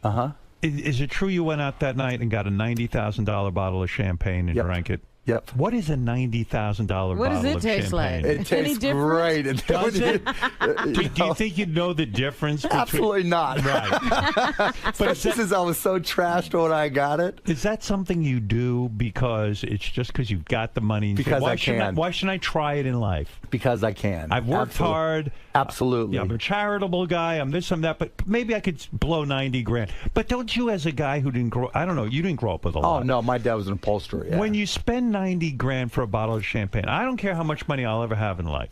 I could not spend $90,000 on a bottle of champagne. I had to. We had just won the NBA championship. That's true. And it was just such a unique moment. And there's a backstory, right? Right. So we're in Miami, and thank you. You sent me an email, and I really appreciate that. I loved it. It was great. The night before, I had taken some Mavs customers to this club, Live, in Miami, right? Right. And I'm nervous as hell. I've got this customer. I'm not drinking. The DJ spots me, and he goes, "You know what we do to Cubans in Miami? We smoke them. Let's go Heat." This whole club is going, "Let's go Heat. Let's go Heat." So the next night we win in Miami, right? Right. Wow. And we're drinking, the champagne in the locker room, and one of the guys goes, Jason Terry goes, "We got to go out." I'm like, I got the spot, right? And so I wanted to walk into that club holding that $90,000 bottle of champagne and the championship trophy just to shove it up their ass, right? But it gets better. But wait, $90,000 for that. Okay, so quick backstory. Like 2 years ago, I had my identity stolen by 2 Puerto Rican guys in Brooklyn. Right. Big shot, yeah. No, they ordered pizza. They somehow figured out got my credit card, right? Right. And they ordered pizza. The pizza guy shows up and goes, "You're not Mark Cuban." Busted him, right? Right. But ever since then, every 6 months, I roll over my credit cards, right? Right. And switch them. And so, I go in. We had just won the championship. The guy sells me on the $90,000 bottle of champagne. I give him my black Amex. It gets declined. I had it called in, right? You had to turn it on. You as an owner, I think you probably took the most pride in that win because most of the owners don't like you, right? Yeah. But why don't they like you? Because you're flamboyant? Yeah, it's changing some, because the old school guys didn't like me, but they're selling the teams or dying off or what. Yeah, but so there's a newer generation of owner now who kind of looks up to me because I've been doing it. Entrepreneurial. Yeah. You're out there meeting the fans. You're doing your thing. No, it's like look, if it's your company, people better know how to get a hold of you, right? I mean, it's your deal, and you represent it every minute of the day, and so they didn't like that. But now it's kind of changing, and then now it's like, are you going to be the next Mark Cuban as an owner? As a spectator, I love watching basketball. I don't follow it as precisely as most people, but it is some sport You to don't watch. follow it, Howard. But I go Hey, to Gary told me you're going to the Knicks games now. I've been going for years. I love watching masterful athletes play. It's amazing, isn't it? These guys really are just is. phenomenal. Yeah, they're the best athletes. Basketball players up and down that court. I don't know how the hell they do it. It's incredible, and the effort. People don't really appreciate just how fast and how big they are and how difficult a game it is. I mean, you talk about owning a team, and you found it so enjoyable. But when you went to buy a Major League Baseball team, the owners kept you out of baseball, right? Yeah, basically. Why do you guys. think they did? They were afraid I'd spend too much to win, and I think they knew I would do anything to win. I mean, legal, within And the rules. that's bad for the sport? Was that your MO in basketball? Absolutely. That you went out and said, I'm going to get the best talent, I'm Whatever going to hire it takes. the best guys, whatever I got to do. Whatever I got to do, yeah. And the owners in the NBA freaked out about it. And there's a couple guys that also own Major League Baseball teams that had the power to keep me out, and they did. Did you end up But other overpaying? teams, wouldn't they want to do the same thing? No, they can't. See, the difference between the two sports, Robin, is in baseball there's no salary cap, so there's no limit on how much you can spend. Right. Whereas in basketball, You could kill there's people, yeah. Yeah, you could just crush them. Right. Yeah. And did you end up overpaying for a lot of players? Yeah. You did. Who'd you overpay for? Who was your biggest mistake? Oh, I hate to kill guys, but we made a trade early on in my career for with the Denver Nuggets, and we probably overpaid a guy named Rafe LaFrance more than anybody else. Right. And Yeah, hey, 'cause I Rafe's a don't know good him. guy. Yeah, Rafe's a great guy. What'd you pay him? I think we gave him a $45 million contract, and then as soon as we realized it was a mistake, we traded him. When you're writing those kinds of checks, because ultimately it comes out of your pocket. Oh right? yeah, absolutely. Does that scare the shit out of you? You start to wonder. I know I've got $2.5 billion or something crazy like yeah. that, but you say, hey, that can also run out too. I mean, these guys can go through money. Yeah, they can go through money. Did it get scary? Yeah, it's gotten scary, but not so much on the money as it is on the wins and losses, right? Yeah. Because the way it works, you only have 15 players, so it's not like baseball where you can just get rid of one and bring in another. Right. So if you're stuck underneath that salary cap, you're stuck. Right. And so that scares me as much as anything because, I can always bust my ass and figure out ways to make money, but winning in the NBA or any professional sport is hard. Because after you make $2.5 billion, and we'll go into how you made that money, but after you win $2.5 billion, you should didn't probably win it, he made it. I mean, after you made it, you should really say to yourself, "Hey, fuck it, I'm never going to work again. I'm not going to take any risk. I'm going to just live off the interest." That's exactly what I said to myself, that I couldn't do it. You wanted to be a guy who was relevant in the NBA of all things. I just want, you know what? Okay, so I was a Mavs season ticket holder before I bought the team, and I would just go to the games, be a fan, and they sucked. Right. And then I just made all this money. I just sold my company, and, you know, I don't want to say it was burning a hole in my pocket, but it was there. Right. And so I'm at the game. It's the opening of the 99-2000 season. I'm like, I can do a better, you know, it's not a sellout, and I'm all fired up to the start of the year. And I'm like, I can do a better fucking job than this guy. Right. So I'm like, hey, wait a second. I'm a rich motherfucker now. So I'll buy the team. In a sense, you're right, because don't you always feel like a poor guy even though you have $2.5 billion? Yeah. I mean, look at me, right? Yeah, but that takes a certain psychological leap, because you got to go, man, I've got $2.5 billion. I'm not going to run out of money. That was the hardest part. Yeah. That's and you know too, right? That's the change. That's the transition where it's like, okay, I don't want to lose who I am, right? And I don't want to, you know, lose, you know, grasp of, you know, the traditions, my family, my background, and everything. But hey, there's a brave new world out there. How am I going to get into it? Has your team gone up in value? Mm-hmm. If you sold the team now, what would you get for it? I mean, what would be your price? Probably. I mean, I wouldn't sell. I mean, the only price where I'd have to at least consider it would be $1 billion. $1 billion. Yeah, I wouldn't consider less. What did you pay for it? $285. $285 million. Right. And now you think the value would be about $1 billion. I wouldn't sell it for less than that. I mean, if someone third party were valuing, they'd probably say $600 to $700 million. So it was a very good financial move for you. It wasn't bad. Yeah, it wasn't bad. Do you have partners in that, or you?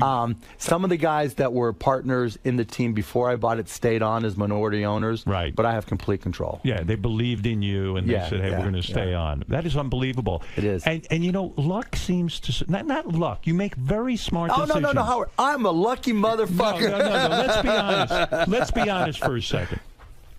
I read something about you that just blew my mind. I didn't even know this. The airlines used to have a lifetime ticket. Yeah. You could buy the American Airlines? American Airlines Air Pass. This and I carried crazy. around just to remind myself. The American Airlines Air Pass was, what did you pay, $145,000? $125,000. All right. For $125,000, you get this card. Right. And this card entitles you for the rest of your life. Me and somebody else. You and someone else can fly for free. Anywhere. And you can also they have to kick off somebody off a flight if you are flying. Yes, I can just walk up to any. Now I've transferred to my dad now, right? Yeah, you can do it. It's transferable.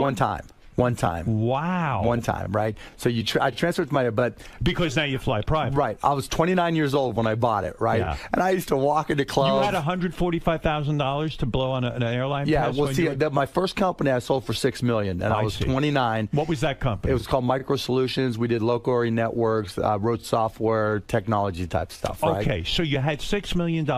And even still, you said to yourself, hey, that's a good deal. $145,000 for the rest of my life, I can fly an American. And American Airlines, what a dumb fucking move, right? Yeah, $145,000. But back then, they just wanted corporate accounts, right? And I remember, so I just sold that company. I was 29. My buddies, what do you do? Buy a car, buy a house? I'm like, nah. We're sitting at one of those old school steakhouses that have the phones there, right? Yeah. So bring me the phone, right? I'm fucked up out of my mind. We're doing shots. And I'm like, hello, do you guys sell lifetime passes? And they're like, yes, let me put you through. And so the next day, hangover and all, I bought one. And I would go out with my buddies. One time, one of my buddies like, oh, Mark, your 30th birthday's coming up. It's the Olympics. Let's go to Barcelona. I'm like, we just walked right to the airport and went right to Barcelona. How many people do you think in this world bought an American Airlines Air Pass? I don't know, maybe too many because they stopped selling. They stopped the program? That's what I'm saying. I mean, it's a really dumb thing for them to do. Yeah, I remember sitting there going, okay, maybe it might cost me 12 cents a mile, you know, what a deal. So. Well, I remember there used to be a Vic Tanny. Ever remember them? Yeah. They were like an exercise place, and they would sell lifetime memberships. They went out of business because you can't. You gotta renew these things. Prices go up. I mean, the price of gas now and fuel. I mean, it's crazy. This is crazy. It's crazy. I mean, and I loved it. I mean, literally, I would walk into clubs. and I would be, talking to some girl, and I'm like, let's just go to Vegas. Wow. I was. Oh, you must have been getting laid left and right. I was having fun. Absolutely. And the weird thing is that they have to guarantee you a seat also. Yep. And what happened? One time you went on and they threw off a very famous person. Yeah, for Magic you. Johnson. Magic Johnson. Huh? Yeah. What, are you kidding? Now he was in other words, because you had this pass. Yep. They had to throw someone off. And he got the low stick. He got the small stick. Did Magic Johnson realize you were the guy? Oh, no, he had no idea who I was. But you saw him going off. on. Oh, obviously I know who Magic Johnson was, and right? And you must have been like, holy shit. Yeah, I'm like, no, I'm with a blonde, right? And I'm like, yeah. Get the fuck out. Yeah. Excuse me, sir. Yeah. What a great story. It was great. It was a story. Does he know? Does he know? I've said it to him, but he don't remember. Yeah. Yeah, he's not going to think about it. But do you get to pick who gets kicked off? That would even be better. Another 20 grand. Kick off Magic Johnson. Money is a good thing. Money can buy you happiness, can't it? You know what? If you're already happy, it can make you a whole lot happier. You seem very happy. Getting back to baseball for a second. If had you become an owner, it would have been very exciting for you. What was the team you tried to buy? I tried to buy 3 of them, actually. I tried to buy the Pirates. What did you offer for the Pirates? I didn't make an actual offer for the Pirates because I talked to the guy. He said he wouldn't sell because I grew up in Pittsburgh. Right. And then I tried to buy the Chicago Cubs. Right. And the guy who owned the team at the time was a guy named Sam Zell, who bought Chicago Tribune. Right. And we were talking in the $800 million range. I said, okay, that's legit. Right. But I said, I don't want to go through this whole crazy process. I'm like, just sit down with me and we'll do a handshake deal and work out a deal. He wouldn't sit down, and so I made an offer for like $800 million, and somebody paid more. Right. And then the last time was the Texas Rangers that were going through bankruptcy, and I just didn't have enough. It was all within a 2-week period, and you couldn't put it together that fast. I couldn't get enough together fast enough because I had to write the check there and then. Wow! And somebody was able to write a check that fast. Well, it was all set up in the bankruptcy court. They had a stalking horse, white horse guy who already had the whole thing set up, and they were doing their best to keep me out. So $800 million was a pretty damn good offer. Probably he went to the other owners and they would not approve you. I would think. There's no way they would have approved me. Because you, again, would have driven up the prices. Yeah, and they said, we don't need this guy. That's so fucked up, isn't it? No, actually, I'm glad it turned out that way. Why? Because I'd be out in the stands. I'd be out in the bleachers in Chicago at Wrigley Field drinking beer and eating hot dogs all day long and weigh 300 pounds. How much of your day is spent running your professional basketball team? Not much. You have a general manager. He worries about it. How often do they report to you? It just goes in streaks. So, like, right now is the trade deadline's coming up tomorrow. Right. And so we'll talk all day today and tomorrow. Right. And then during the summer, same type of thing. We'll talk all during the summer because of free agency. And why do you want to talk to them? Because you want to know what your budget's going to be? You want to know, hey, how much do you guys really want to spend for this guy? Well, I'm more involved in that, right? It's not just about the money. It's like which players, what's the goal, what are we trying to do with the team? And, it's like a stock portfolio. Even though your broker may be the guy, right, you still have to understand and make the final decision. So I have to make the final call. Do some owners stay completely absent from that kind of thing? Yeah. They do. They just say, here's the budget. But I'm, and my guys already know me, right? It's like, because right now we won the championship, and then we had a lot of older players, and so we let some of our guys go. And we're not rebuilding, but we're regrouping under the new collective bargaining agreement. And so now is a more difficult time for us. So it's a more important decision. So I'm more involved. If I'm a GM, do I want an owner who's like you, or do I want a hands-off owner more? Depends what kind of budget he gives you, I guess. Right. But I mean, if you have an unlimited budget, then that's what you want. Do you have an unlimited budget? No, because with the new NBA rules, you can spend, if you spend stupid, you can't fix your mistakes. Like, they just changed all the rules within the past 18 months after we had this big lockout, right? And so in the past, when you made a mistake like Rafe LaFrance, I could just trade it away and just spend more and fix the problem. Now you can't just spend more to fix the problem. What's in your mind, the number that a budget should be for your team this year? Well, now because of the rules, we'll only spend, I think, $60 million in salary, which is the lowest since I've been there. Yeah. But that resets us to go out and spend more. So the way the new deal works is you have to take a step backwards for a year, maybe 2 years, then you can start spending the money again because you have room to spend the money. So it just changed. Don't you think with the hit show Shark Tank, you've had your revenge on Donald Trump, that you're now part of a hit show? The show's a hit. Oh, it's killing it, and we killed The Apprentice now. Did you write? Did you write Donald? Oh, I did. I told him. What did you write? What was the note? Oh, I just tweeted him, right? I just tweeted him. I said, "Hey, Donald, look at your numbers, look at our numbers, and you decide." And did he respond to that? No, he didn't. He did not. And look, I love to pick on Donald, but because he fights back, right? Right. But I like him. I actually do like him, but I just like to pick on him. He's an easy target. Let me understand something about Shark Tank. It's you and a couple other guys. 4 other guys. Who sit there, because you're rich guys, you actually would put up your own money. If you hear a good idea, you will invest in it. Our own money. How many ideas have you invested in? I don't know the exact number. I think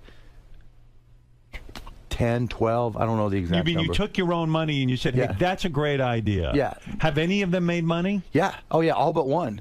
One's breaking even, one's gone out of business, and the rest are making at least a little bit more. What is the idea that went out of business that you thought was going to be good? It was a company called 𝗦𝗄𝗿𝗍. It was Netflix for toys.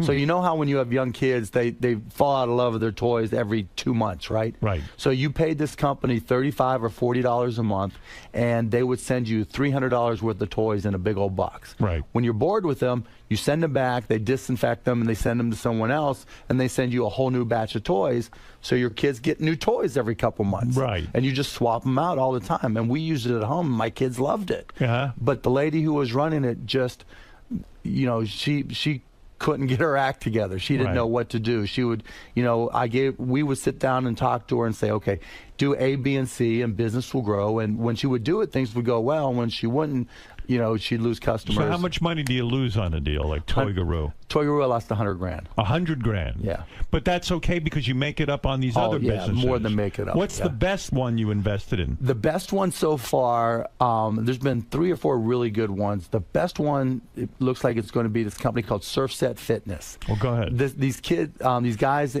hockey player and his girlfriend in New Hampshire like to surf. And you can only surf for a couple months, at most in New Hampshire. That's right.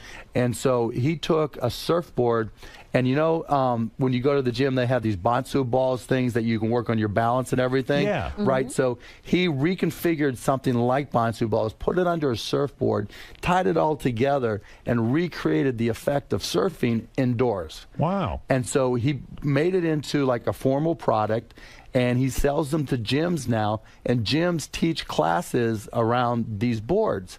And it's almost like Zumba, where the gym buys 10 of these boards, and every class they charge like $25, $30 a class, and he collects money when he sells the boards and every time they teach a class by a certified instructor. And so he did, when he came on the show, he was doing $18,000, $25,000 a month. He'll do $5 million this year. Wow. And his margins are 30-40%. Wow. Easy. And they can keep on going up from there. Hey, let me understand something. If I want to learn how to surf, do you think that I could sort of master the technique by just using the board? Yeah, absolutely. And then I have no danger because I've always won't fall in the water. I've always wanted to surf, but I'm 59 years old. I don't want to kill myself, and I don't want to get eaten by a shark. It's good and bad though. So I went in and did the class, right? Yeah. And so I'm 54, right? So I'm getting confident, right? And I do this little jump, right? And we're filming an update for Shark Tank, and I got too cocky. My legs went out from underneath me, and they got me just busted on my ass, right? Oh no! It was crazy. Yeah, but you kill yourself. It's surfsetfitness.com, so you can check it out. So some of these things, so that's going to make some money for you. That one's making me. Another related one, different company, but a guy, towerpaddleboard.com. Have you seen stand-up paddleboarding? Yeah, it's huge. Oh, he's killing it. So these guys went from doing $18,000 a month. They did. His show was like a year ago. He did $2.1 million this year, and he'll do $3 million this coming year. And what is he selling? He sells stand-up paddleboards. Oh, and inflatables and regulars. But isn't he competing with a bunch of other companies? Yeah, but he's got a great product. Why was his product so great? 2 reasons. One, it's less expensive. It's well done. It's less expensive, and it gives you a bunch of options in size and inflatable, so you can carry it around, blow it up, whatever. So if you go to, like, if you have a summer home or you just summer vacation, you can't leave your board there, then you use an inflatable so you can take it with you back. So and you forth. don't. So you put up the seed money for this guy. How much did you put up on that one? I think $300,000, I think, and he's been growing so fast. I've given him some additional money to help finance his receivables, to help him continue to grow. Wow, no kidding. Yeah, that is unbelievable. So the show is a success. You know, I would think that on the sly, the network gives you some dough to give these guys. No. It's not like that's that. actually the worst part of the show, right? Yeah. Because giving up your own money. Well, not your own money; it's the time. Do you get paid to do the show? Yeah, we get like $18,000 an episode. Nothing. I see. It's not about that. No, it's not you're about that. getting the opportunity to hear these That's ideas. Exactly. And actually, you know, because to get on the show, people will push down the valuations of their companies. Right. Because they had 40,000 people apply to present products on the show last year, and I think 125 made it. And they're just starting auditions now, or not auditions, but whatever you call it, presentations now for people to come on the show, and they expect over 75,000 people to apply. Wow, it's unreal. So you're really getting bargains when you... Yeah, because they'll push down the valuation, so if this went out in the open market, it'd be more. It's fun doing this show. I'm having a fun time with America's Got Talent. It's a similar kind of thing. You sit exactly. there and you hopefully some magic happens, you know? And you see amazing things, right, that you don't expect. Let's do me a favor. There's 3 guys who work for me who want to pitch you, legitimately want to pitch you. Bring it on, baby. Yeah, you'll do it. Oh, All right. yeah. This gentleman's name is 𝗦𝗵cie, and he is our program Don't worry, manager. your wallet's safe. I don't know. Let's see. I mean, why not? Did you hear my invention, by the way? Yeah, the penis pad? The penis pad. Yeah, as long as you're tweeting pictures, it'll be a huge hit. No interest in that. That's a losing proposition. No, I think you ought to go ahead and do it. I mean, if I told you, Mark, that there's a company that has, now this is Playtex, and they advertise with me. It's a wipe that you wipe down your balls, cock and balls, and ass area before and after sex, and it's very gentle. You don't get a rash. You wouldn't invest in that, would you? It'd be a tough sell. Yeah, Playtex. Well, for them, it's easy, right? It's perfect. It's but right why in their wouldn't you invest in that? Because, I don't have the vehicle. In other words, they're geared up for this kind of thing. Yeah, it's their business. But you're not geared up for surfboard shit and all that No, stuff. but the guys who invested with were. They're tooled up. Right, they're so tooled up, literally. So a lot of people, you're saying, can have a good idea, but they've got to be tooled up. Right, you've got to be, there's certain things I can't sell. Like if one of these guys comes in and brings me frozen food. Right. I don't know how to help sell frozen food, right? So I'm not going to do it. Tim, go ahead. What is your idea? Bring it on, All right, Tim. My idea, hey, Mark, welcome here. Thank you. I'm looking for a $250,000 investment on 50% equity in this business. Okay. It's an application that I had an unfortunate situation about a few months ago in the bathroom here, where if I was walking to work, I got sick and left the bathroom a mess. A mess. He shit everywhere, all over our bathroom. But go ahead. So I've come up with a clean restrooms app. CRAP. CR, Clean Restrooms. Okay, app. nice name, yeah. Okay, download it onto your phone at 99 cents. If I had the ability to do this as I was walking to work, I could have stopped in anywhere and gotten my shit together. What does it tell you? It tells you. It tells you where the if nearest I had bathroom the app on my is. phone, it would give There's already an app that does that. this not what this does. Not what this does. Okay, go ahead. Not what this does. Why is yours different? Because it also has interaction with the user, where they can upload pictures of the app, of the clean restrooms. That it's a community. So it's Instatush. It's exactly. It's like there when an app that tells you where a bathroom is. Yes, there are. But because I know when I was looking for jobs in Manhattan when I was a kid, I used the library and I was looking. I wish I knew where there was a clean bathroom. It's what Yelp is to restaurants. Crap is to restaurants. All right, hold on. You made your pitch. Mark Cuban, any interest in this? Because $250,000 for a crappy app. We can negotiate. How about you just give him $250,000? Yeah, why not? All right, get out of here, Tim. Thank you very much. Very good. Yeah. What is it? Tim's invested a good chunk of his own money in this already. How much have you invested into this? a chunk, a little How bit. much? How much? But How much did you invest of your own money? Okay, $8,000 in this thing. Okay, but listen to this. Listen to this. I'm shocked. You saw what the ugly meter did in one day. That's true. It did over $500,000 in sales in one day. It did already? It did already in one Not day. yours. So Not Something yours. called the No, ugly not mine. meter. So there's been a model already. Get out, get out. But that respect to my get out Get of here. out of here. You're out. You hit the buzzer. I've got another one. He's got another What one. happened? I thought you were going to pitch your remote control leash. Well, that was the other one, but I sat last night and did this, you know. right, It was 10:30 at night. I wanted to go to bed. All right, good night. I don't know if you. I don't even know if you want to hear the other ones. Are it they on. worse than that? You want to hear one more? It's all your call, Howard. I don't know. Richie, what is yours? This is something called shittens. Oh, God. Everything was shit. What's with you guys? Go on, All right, man. quickly, the pitch. Go ahead, Richie. All right, this is the best app. Tim is An the app. perfect not app, a product. Okay. And you would love this. It's a baby wipe in the form of a mitten. Because when you wipe your ass, the last thing you want is fecal matter on your hands, under your ahead. nails. So I call them shittens. Okay. All right. And it's a baby wipe in the form of a mitten that you put on your hands. So that Okay. way your hands are totally clean. Okay, how much money are you looking for? 25 grand to start. And what percentage of the company do I get? You'll get 50. Okay, how long have you been making these? About a day. Oh, okay. So you've got a long history with them. Yeah. Okay. And this is the clean. How are you going to get shittens made for 25 You can't grand? even sell that name. Yeah, I can get them made. Yeah, and who's going to buy something called shittens Well, in the supermarket? that's my one problem, the product name. But it's a great name. It's a great name, shittens. What are they made? What's it made out of? It's a baby wipe that you can actually split into a mitten. Is it eco-friendly? Yes, flushable, eco-friendly, and you could. It's super clean. It's if you have babies.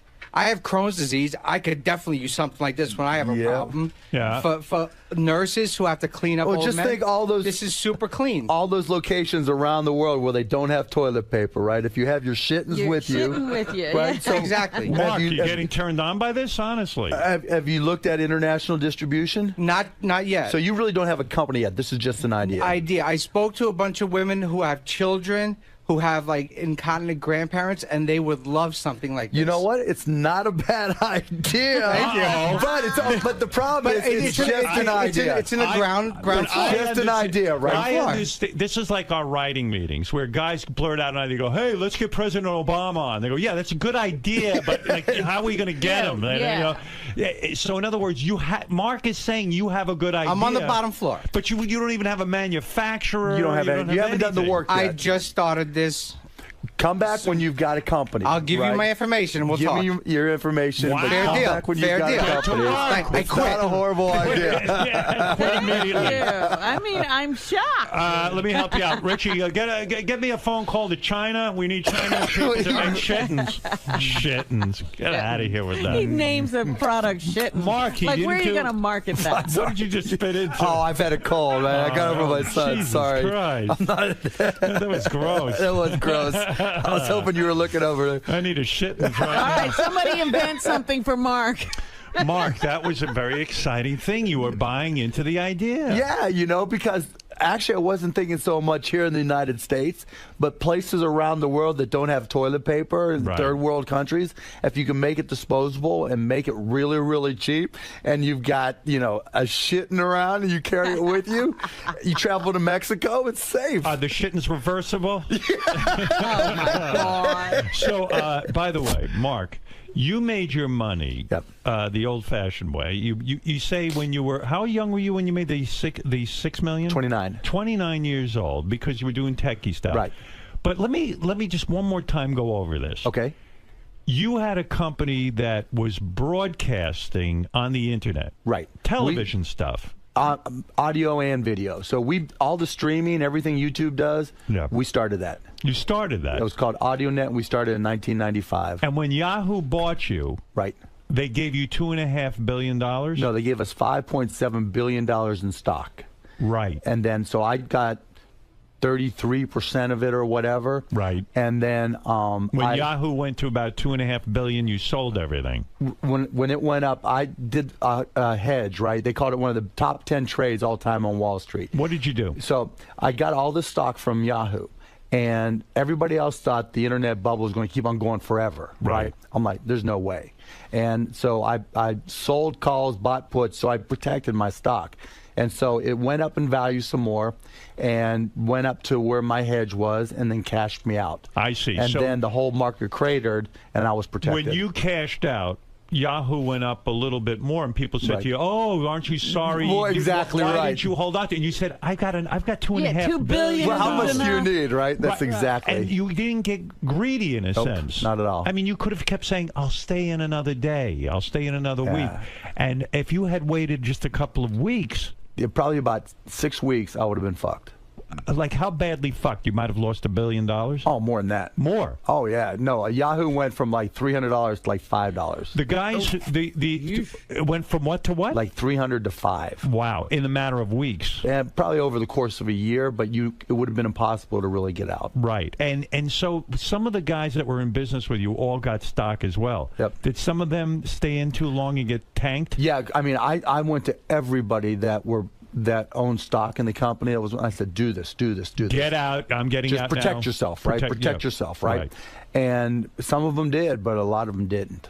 Wow. They just got caught up, and there's some miserable friends that I have. And Like- employees, like the guys who put in. I was just talking to my partner Todd Wagner just the other day, actually. The guys who put in $30,000 ended up with $30 million. Wow. And some of our employees who were there right at the beginning that we didn't have a lot of money, we gave them stock, 15, 20, 25 million, and a chunk of them just lost it all. Oh, that's a shame. Oh, What a killer. it's almost like you want to just kill yourself if something like that happens. I couldn't even imagine. Because you're worth $20 million one day. And then That's it. nothing. It's your ticket to freedom. Nothing. And then zero. Nothing. You're searching Somebody for a takes your job. Ticket away. Wow. Yeah. And you begged these guys. You said, look, even you were the major stockholder, Yeah, right? I was the largest stockholder were by far. Yeah. You hit $2.5 billion, and you said, hey, if I stay in, maybe I'll have $5 billion. No, yeah. And But I told these guys, come on now, seriously? After the $2.5 billion, after buying the Mavericks, after Yeah. blah, blah, blah, blah, what are you worth today now? Probably more than 3 because I've made some good investments. Wow. Yeah. Wowee. Yeah, it's crazy. Wowie zowie. It's crazy. Look at you. And yet, like the rest of us, you couldn't even get a cold. You haven't figured out how to conquer that. I haven't conquered a lot of shit, man. Shit, it's beautiful, man. It's beautiful. It's crazy, isn't it? You know? Good for you. I'm happy for you. Thank you. Thank you. And one wife. That's it, huh? Just one. Prenup? So Yeah, far, definitely so far, prenup. he You didn't got- get you got- married when did that you get long married? ago. I got married 10 years ago now. And you did the prenup, of Did course. the prenup, yeah. I mean, she's amazing, and she knew me before, right? Right, And she's right. younger, and she's great mom, great wife. Yeah, I'm happy. It's Yeah, that's what I great. was going to ask. So when you become a billionaire, how do you know why people are approaching? You know what? It was actually a lot easier than I thought it was. Really? Right? Because they all say the same thing. All the gold diggers say the same. I love to travel. I want to do charity work. Right? She's super hot, your wife? Yeah, I think so. Yeah. Very nice. Yes, Very yeah, nice. I'm lucky. Hey, wait, I got to tell you one thing, Tell me, right? yeah. Shark Tank, right? So I come on as a guest shark, and I'm talking, I'm online, I'm tweeting, right? I'm like, someone says, you know what? Did you know that Howard Stern was tweeting during private parts? Right. And I'm like, what a great idea. And I'm like, has anybody done it during a TV show? No. So do you do that now? I did it during Shark Tank when I was a guest shark. The ratings, we immediately started trending. Yeah. The ratings started going up. Now they're like everybody on television tweets. I was looking at Twitter when I first got an account. And I said, well, what could I do with this thing? And my movie was playing just Right. coincidentally. And I said to all the followers, hey, I'll tweet some hidden sort of behind the scenes stuff. Right. And it caught on. People liked that idea. And I copied you, right? Good. And no lie, that had a lot to do with one of the first surges of Shark Tank Great. in the second was season. the show a hit right away? No. It was not. No, it was just mediocre, and then they changed up some things and brought me on as a guest shark. What network are you, ABC? ABC. ABC? Yeah. And was ABC close to canceling it? I wasn't on the first season, so I didn't hear all the stories. But they replaced one of the guys and replaced him with me. So something had to change, right? So do you feel you were the reason, the spark? Yeah, I think I was part of the spark, absolutely. Because you're lively on the show. Yeah, I think I picked up. Yeah, I mean, ABC. Everybody says that I raised the game for everybody else. You get along with the rest of the judges? Sometimes. Yeah, most of the time I do. Do you think some of them are assholes? Not so much assholes. It's just, like anything else, when you're there 12-hour days, 20 straight days, 25 straight days, everybody gets annoyed. Yeah, you can get annoyed with each other. Yeah, and it weighs you down in a sense if you don't like the other right. judges. So you've got to, so the camera comes on, you got to do your thing, Sure, right? yeah. But then off screen, everybody's everybody. Are there fights off screen? No, we pretty much get along. It's more we're smart. We save it for on air, right? So when we're pissed at somebody, we save it for on air. Wow, what a life! You got to see 𝗦𝗵𝗄𝗿 on Shark Tank. And I got to plug one thing. I'm doing a cameo tonight on Necessary Roughness, testing my acting skills. I'm not really. Yeah. Now tonight. you're an actor. Yeah, I like to try things, right? Yeah. Well, you're certainly trying a lot. Don't miss Mark on the season finale of Necessary Roughness. Yep. And there you have it. And Richie Wilson just sold them shittins. Yeah. Which is great. Which we'll be selling in American Airlines Center. What do you want to know, Ralph? Quickly for 𝗦𝗵𝗄𝗿. Hey now. Hey now. Shark Tank is like one of my favorite shows. I think Thanks, it's a Ralph. great show. And it's funny, one of the things you mentioned tweeting, one of the things I love doing is tweeting during it. It's just fun and it gets you involved. Yep. What I love about the show, Howard, is like you learn a lot about business and everything. But like the setup is you go in and you pitch to 4 different people. But Mark, I love you on the show. But what you do sometimes, which I hate, is like you bully people into a quick decision. Okay, Hell yeah! Because it's television. I want to hear them pitch to everybody. That's why I'm going in there. I want to hear what Barbara's going to say. Well, I want to win, right? If it's a good deal, I want to get the deal. I don't give a damn what Barbara or one of the other sharks has to say. So when someone comes in with a great company, then I've got to have my strategy to win the deal. Right. And that's part of it, learning how to negotiate.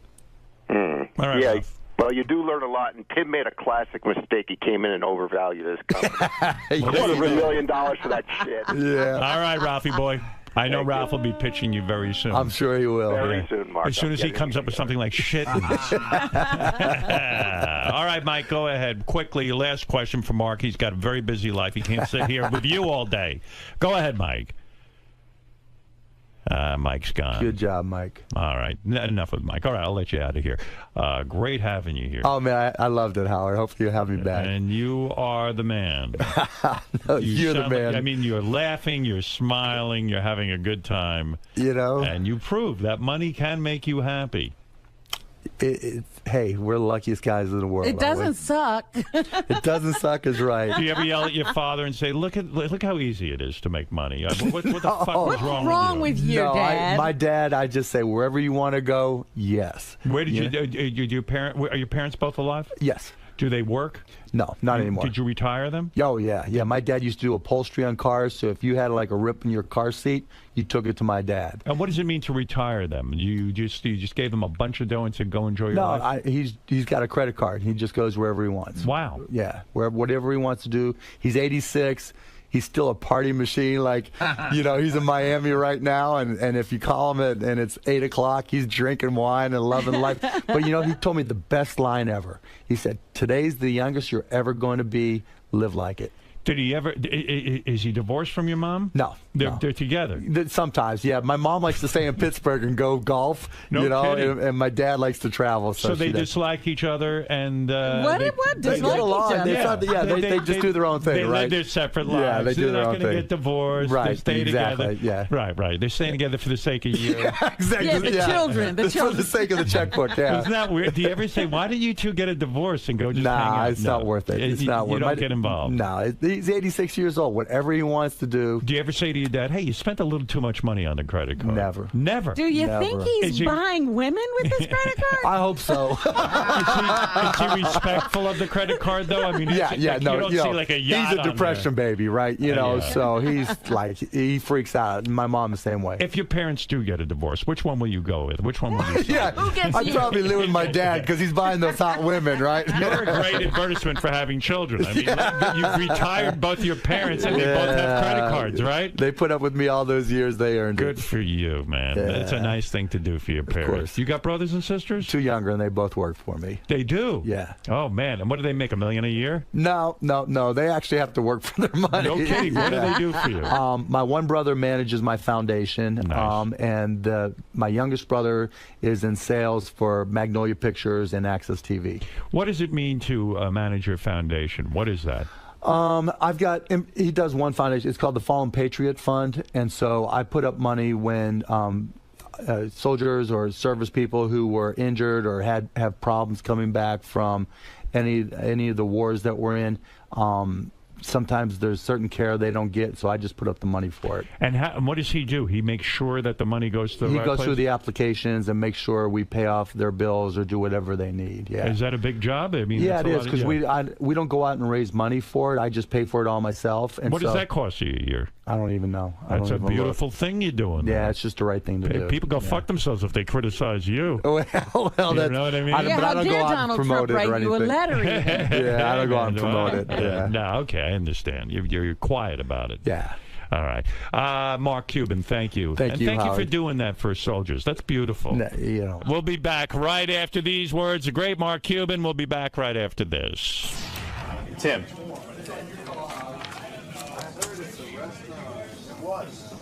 A bit of a fail today, Tim. No, not a fail. Not a fail. That's just a bigger challenge. Watch this work. You attempted to make lemonade, so to speak, out of a very Chicken sour shit situation. out of chicken salad, or chicken salad out of chicken shit. Have you officially let this incident go now that Mark has not endorsed your idea? It's a bigger challenge now. Now it's a bigger challenge. Now watch this work. Does this stem from the, all the flack you took for your unfortunate incident a few months ago? Are you trying to retool your image? Is this what this is about? No, this is about taking advantage of an unfortunate situation. Strictly capitalism. Exactly. Okay. I quit. Not green lit, but it's a yellow light. Exactly. It's a yellow light. They didn't turn it down, and a multi-billionaire loved this idea. Let me get a look at your shittens. This is shittens. Let me see. See? And I basically sewed together 2 baby wipes in the form of a mitten. And it's super clean, it's biodegradable, and it's, I think, the perfect product for women who have children, or if you have butt problems, this is the perfect product. And even on an unseasonably cold day, you can throw them on. Exactly. And they're warm. If you're in the woods, you got to take a shit when you're camping, pop on a shittin', wipe, throw it away, and your hands are clean. What if you don't want to touch the subway rail handle? Exactly. For a germaphobe? If you have to touch a whack pack member, right, you wear your shittens and clean their hands at the same time. The one thing I have to work on is the name. That's it. I have to think of something else besides shittens, but there's something there. And some logistics, like distribution and manufacturing. Exactly. Look, you can get let's just say if some celebrities can get clothing lines made in these third world countries, I can certainly get this made. Shittens. I like it. Next time you see me, I'll be a wealthy man. Will you remember us? No. I'll remember you every time I wipe my ass. Mark, a couple of, shall we say, interesting ideas or prototypes going on today. Yeah, it was definitely Shark Tank and the Stern Show. Shittens, I mean, I think everybody needs one. I can tell when it's a hero or a zero, like Lori on the show says, and that was a hero. I mean, all across the world, no one will wipe their ass with a bare hand ever again. No one will ever wipe the baby's ass with a bare hand ever again. No more fecal matter anywhere. It'll be huge. Thank you. Huge. Now, the dude who brought me the idea, he was worthless. Worthless. Just think. If you go hunting, that's the perfect thing for hunters. Wipe your ass. You have to use a leaf anymore. Nothing. Wipe your ass and you're good. Leaf-free pooping. Exactly. Who knew? No, it actually wasn't a bad idea. You should just see if there's anything out there like it. There is stuff like it, but for computer wipes, nothing for the skin. Well, yeah, seriously. I mean, it's just one little change. And here people, it'll be tough to get them to change habits, but I mean, just like for dads who don't know how to, change diapers, the dad protector or something like that. Exactly. It's not a. I mean, I don't know what the competition is, but it's not a horrible idea. idea. They said the same thing about Post-it. Who thought about putting glue on the back of a piece of paper, on the back of a notepad? And I'm just reinventing the wheel. Why not, right? Why not check it out? And then apply to be on Shark Tank. Seriously. You should. I will. I'll do it.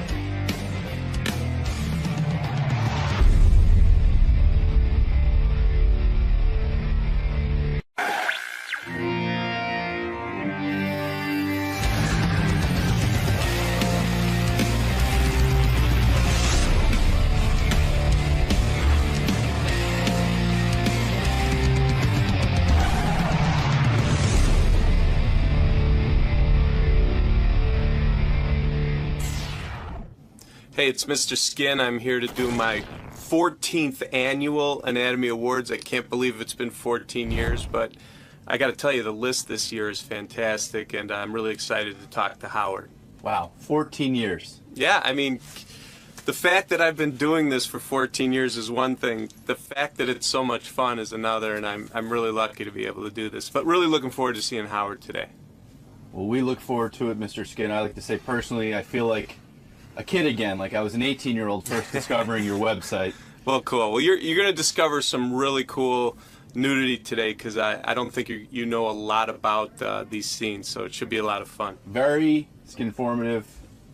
I tried to think of a new word before you came in today. Skintastic, skinformative. Existential. I've never used that one and probably never will. That's a bit of a reach. Yeah. All right. Good luck in there today. All right. Thanks a lot. Howard, I've never seen a guy run a website better. I'll tell you why in a second. He sends out an email. I get an email from him every other day. He does, it'll be like Mr. Skin's best cheerleader scenes. Mr. Skin's best, like he just groups them in. And sometimes I go, that looks interesting, and I click on it, But he, and then when you go to the site, it's really well put together. Like when you go there, it's easy to navigate. I told Don when we were putting our site together that they should look at it as a model for the way you can move from A to B to C. Yeah. It's really well run, and I love it. Great job. Mr. Skin's here. He's going to give us a nice little update. The Skinatomy Awards are coming up. And this is the 14th annual Anatomy Awards. And Mr. Skin's a great guy. He says business is up 25% when other companies are down. I wonder if Mr. Skin will ever go public. Is it like a depression kind of business? The worse things get, the better his business is? Mr. Skin, in a world where pornography is actually hurting because so much of it is free on the internet, how is it that you're thriving, really? What's going on? I think it's a combination of things. It's how we package it, too, You could find nudity of actresses on the internet, but we have fun with it. We have playlists. We have compilation stuff. When you say business is up 25% at MrSkin.com, you mean that it's a subscription business. Your annual report came out. And do they have an annual report? At our shareholder meeting. Will you ever go public? Pubic? Well, we will. Always stay private, and that's the way it's going to be. I mean, we can't go public, obviously. Why? Why can't you? It's too silly? It's too much work, to be honest. This is so much fun. I don't want to get into trying to But to you're go not public. afraid of work. In fact, Gary has said to me privately that he thinks MrSkin.com is the best-run website he's ever seen. He says he gets regular email blasts about, like I don't know what he was saying. Something new came out. Yeah. You know, Denzel Washington's in a movie and the chick's naked, and you immediately get him an email blast, and this is for all your customers. They get updated. I got to get on this website. And he says, How are you behind? I don't know. And then he says, I don't know why I can't get my website. Would you be available to run my website? Because seriously, he says, then you go on and it's so easy to find everything. Right. And that you can immediately, take a drink of water. You're all dry mouth. I don't know what the fuck your problem is. It's probably from being a pervert. And nervous. The light is on. It's probably from coming out of your basement. I'm not used to the light. How old are you now? I just turned 50. I mean, Jesus Christ. And you're still a perv. Yeah. I mean, this is a guy who literally started a business. How many years ago? It wasn't a business. I launched it on August 10th of 1999. He launched the business in 1999, and he was basically taking clips from movies and saying, "Here's the good parts." Yeah. Well, you were saying, parts. you know, what Gary was saying. We really I have an amazing team that works for me. I mean, I have guys whose full-time job is just to go through movies and look for nude scenes, or go through TV shows and look for nude scenes. Plus the technology people, the customer service. They love the job, and it shows obviously with How the many website. people What kind of customer service? Yeah, how many people are in your customer service department? We have 3. Wow. Yeah. No And what kidding. do they do? What do people we call get about? so I mean we get 9 million visitors a month to the website. Good Lord. Yeah, and that hits, Howard. People, 1, 2, you know. Yeah. It's a lot of people, and Yeah. you need to be able, if someone has a problem, an issue, they can't figure out, they forgot their password, you have to right away be able to. And you don't outsource that to India? Like, I know, hello, this is MrSkin.com. What can I do for you? I have my sister's one of the customer service people. Is she hot? Yeah. Would we ever see her nude? I don't think so. Yeah, she's what got is it, little Gary? kids. There's not a subject or category that he can't narrowcast. Like, I'll get an email the other day. It was just best scenes with teachers, right? So it's like teacher-student scenes. So, and then there's like 30 of them in a row. Right. But then they start to, I can't remember what you've done recently, but they just get, you know, best cheerleaders, best black cheerleaders. It's just like he just keeps, and then, so if I see something, I just click it and I open it. Howard, I was for some reason I needed to find nude scenes with monks. Right. I searched our database for the word monk and pulled up every nude scene in the history of film with a monk in the scene. So we could do it. That's how good. How many did you find? Like 13. And why did you need to find that? I can't remember. We were doing some little project in the office, and I pulled up every monk nude scene. I wonder what that project was. But okay, let me just first tell my audience, before you get to the Anatomy Awards, which is a big deal.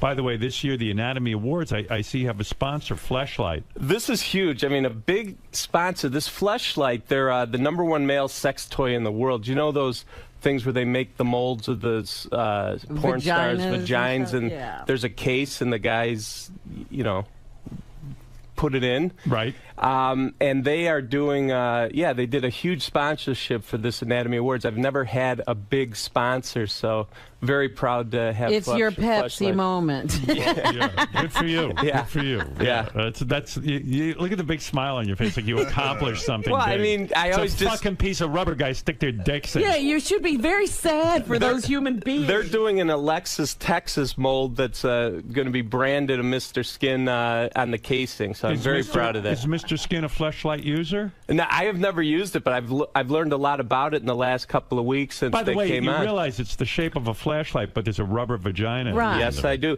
You know, they've sold... Why do they put it on a flashlight? I mean, do you understand that? So you can't be embarrassed when you just see it sitting out? Well, I'll tell you what. There's no way not to be embarrassed. They've sold almost 5 million of these things. I had no idea. It's Why? crazy. But in other words, when I understand a guy wants a fake rubber vagina to put his penis in. I've tried it myself.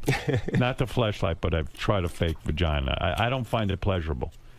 But why the invention of a flashlight with a vagina on it. I mean, the two don't seem to go. Like, why not a broom or a Well, I think telephone? you could carry it around. It's easy to. But why? Like, does the flashlight actually work? Can you turn it on as a flashlight? Yeah, can you fix your car and look for things with it too? I mean, like, why that combination? I don't know. All I know is these guys just sold 5 million, so they know what they're doing. That's really all I can tell you. You know, I'm picturing like a terrible disaster, and I accidentally grab my flashlight. Yeah, there's a blackout. And my kids see it. I mean, it's unbelievable. So let me get this right. A couple of quick things before you get to the Anatomy Awards, because I have limited time with you and it's important stuff.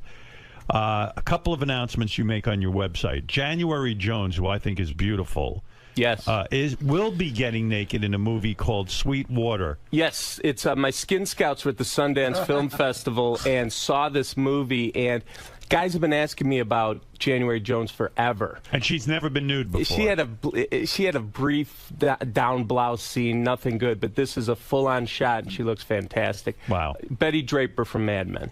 She's in the scene as well? No. That's who January Jones January Jones is Betty Draper from Mad Men. I don't watch Mad Men. I Yeah. see. So she is going to be in a nude scene, and you send guys out to these film festivals so that they're prepared to see what's coming up down the line. Yeah, and now this movie hasn't even hit theaters, and we already know she's going to be naked. We also found Dakota Fanning naked in a movie. Whoa! I mean, how old is she? Yeah, she's 19. Oh my God! It's called Very Good Girls, and she's running down the beach showing butts. So just butt. Well, tell people the rumor about Dakota Fanning's butt scene. Well, the rumor is it's CGI. Now, I haven't seen it because it hasn't even come out in theaters. So you're claiming it's not even her ass? There's rumors that they CGI'd it. So. How is that impacting your business? Because at one time you had to go around making sure it was the actress in question who was in the nude scene by looking at the cuts. Well, if you find out that it's not that person, will you? Then we call it non-nude. You do? Yeah, it's like a body double. In other words, Julia Roberts in Pretty Woman, you would not put on your website because we're really not looking at Julia Roberts. Well, actually, except at the 1 hour and 35-minute mark, through the bed railing, you could see breasts for a brief second. But that was her, yes. Wow. How do you know that? It's what I do for a living, Howard. It's provable that that's her breast? That definitely was her. Because you saw the face with the body in the scene, and they didn't have CGI back then. And I guess it's a big deal because we think of Dakota Fanning as a young lady, and now all of a sudden... That was a big one. I'd get over the last, 15 years, when are the Olsen twins going to get naked? Or when is Dakota Fanning going to do a nude scene? So it's a happy day. We're finally at that day where Dakota Fanning When Dakota Fanning starts getting naked, all hell's breaking loose, right? Have you taken... what about dead people? Have you taken 𝗦𝗵cie𝘄𝗿𝗍 off Mr. Skin out of respect for her suicide? Was she ever on No, Mr. she Skin? wasn't on. She's not in movies and TV she's naked. not? No. Are there people like Marilyn Monroe's on there? I mean, you have dead. Well, Marilyn Monroe. I mean, and Mr. Skin is the perfect person to ask. Then, what is the time period by which you should not be having or masturbating to a person once they've died? What is the standard because I there? have the 𝗦𝗵cie𝘄𝗿 video, and I'm still jerking off to it. Yeah, I don't know. I mean, I can't say. That's a tough one. You know what's amazing about it? This 𝗦𝗵cie𝘄𝗿 is a country star, and I guess there was she had made a private sex tape, and it ended up on the web. And then the company announced they were taking it down for a few days because, out of respect, if you really want to have respect, you would never have released it. Why would you? Why all of a sudden get a conscience because she died? You know what I mean? Exactly. No, like Brittany Murphy. Did she ever do any nudity? No, but she. She died. She's still, she's done some sexy things that we have at the website. But is it all right to masturbate to her, or is it? It's been a while now. Yeah, I think she's been dead long enough, right? Fair enough. Okay. Thank you for saying it's okay to go back to the masturbation. Letterman tells us when it's okay to go back to laughing again, and you tell us when it's okay to go back to masturbation. You also say that the number one TV show in the world for great nudity is what? And I think Robin is a fan of this show.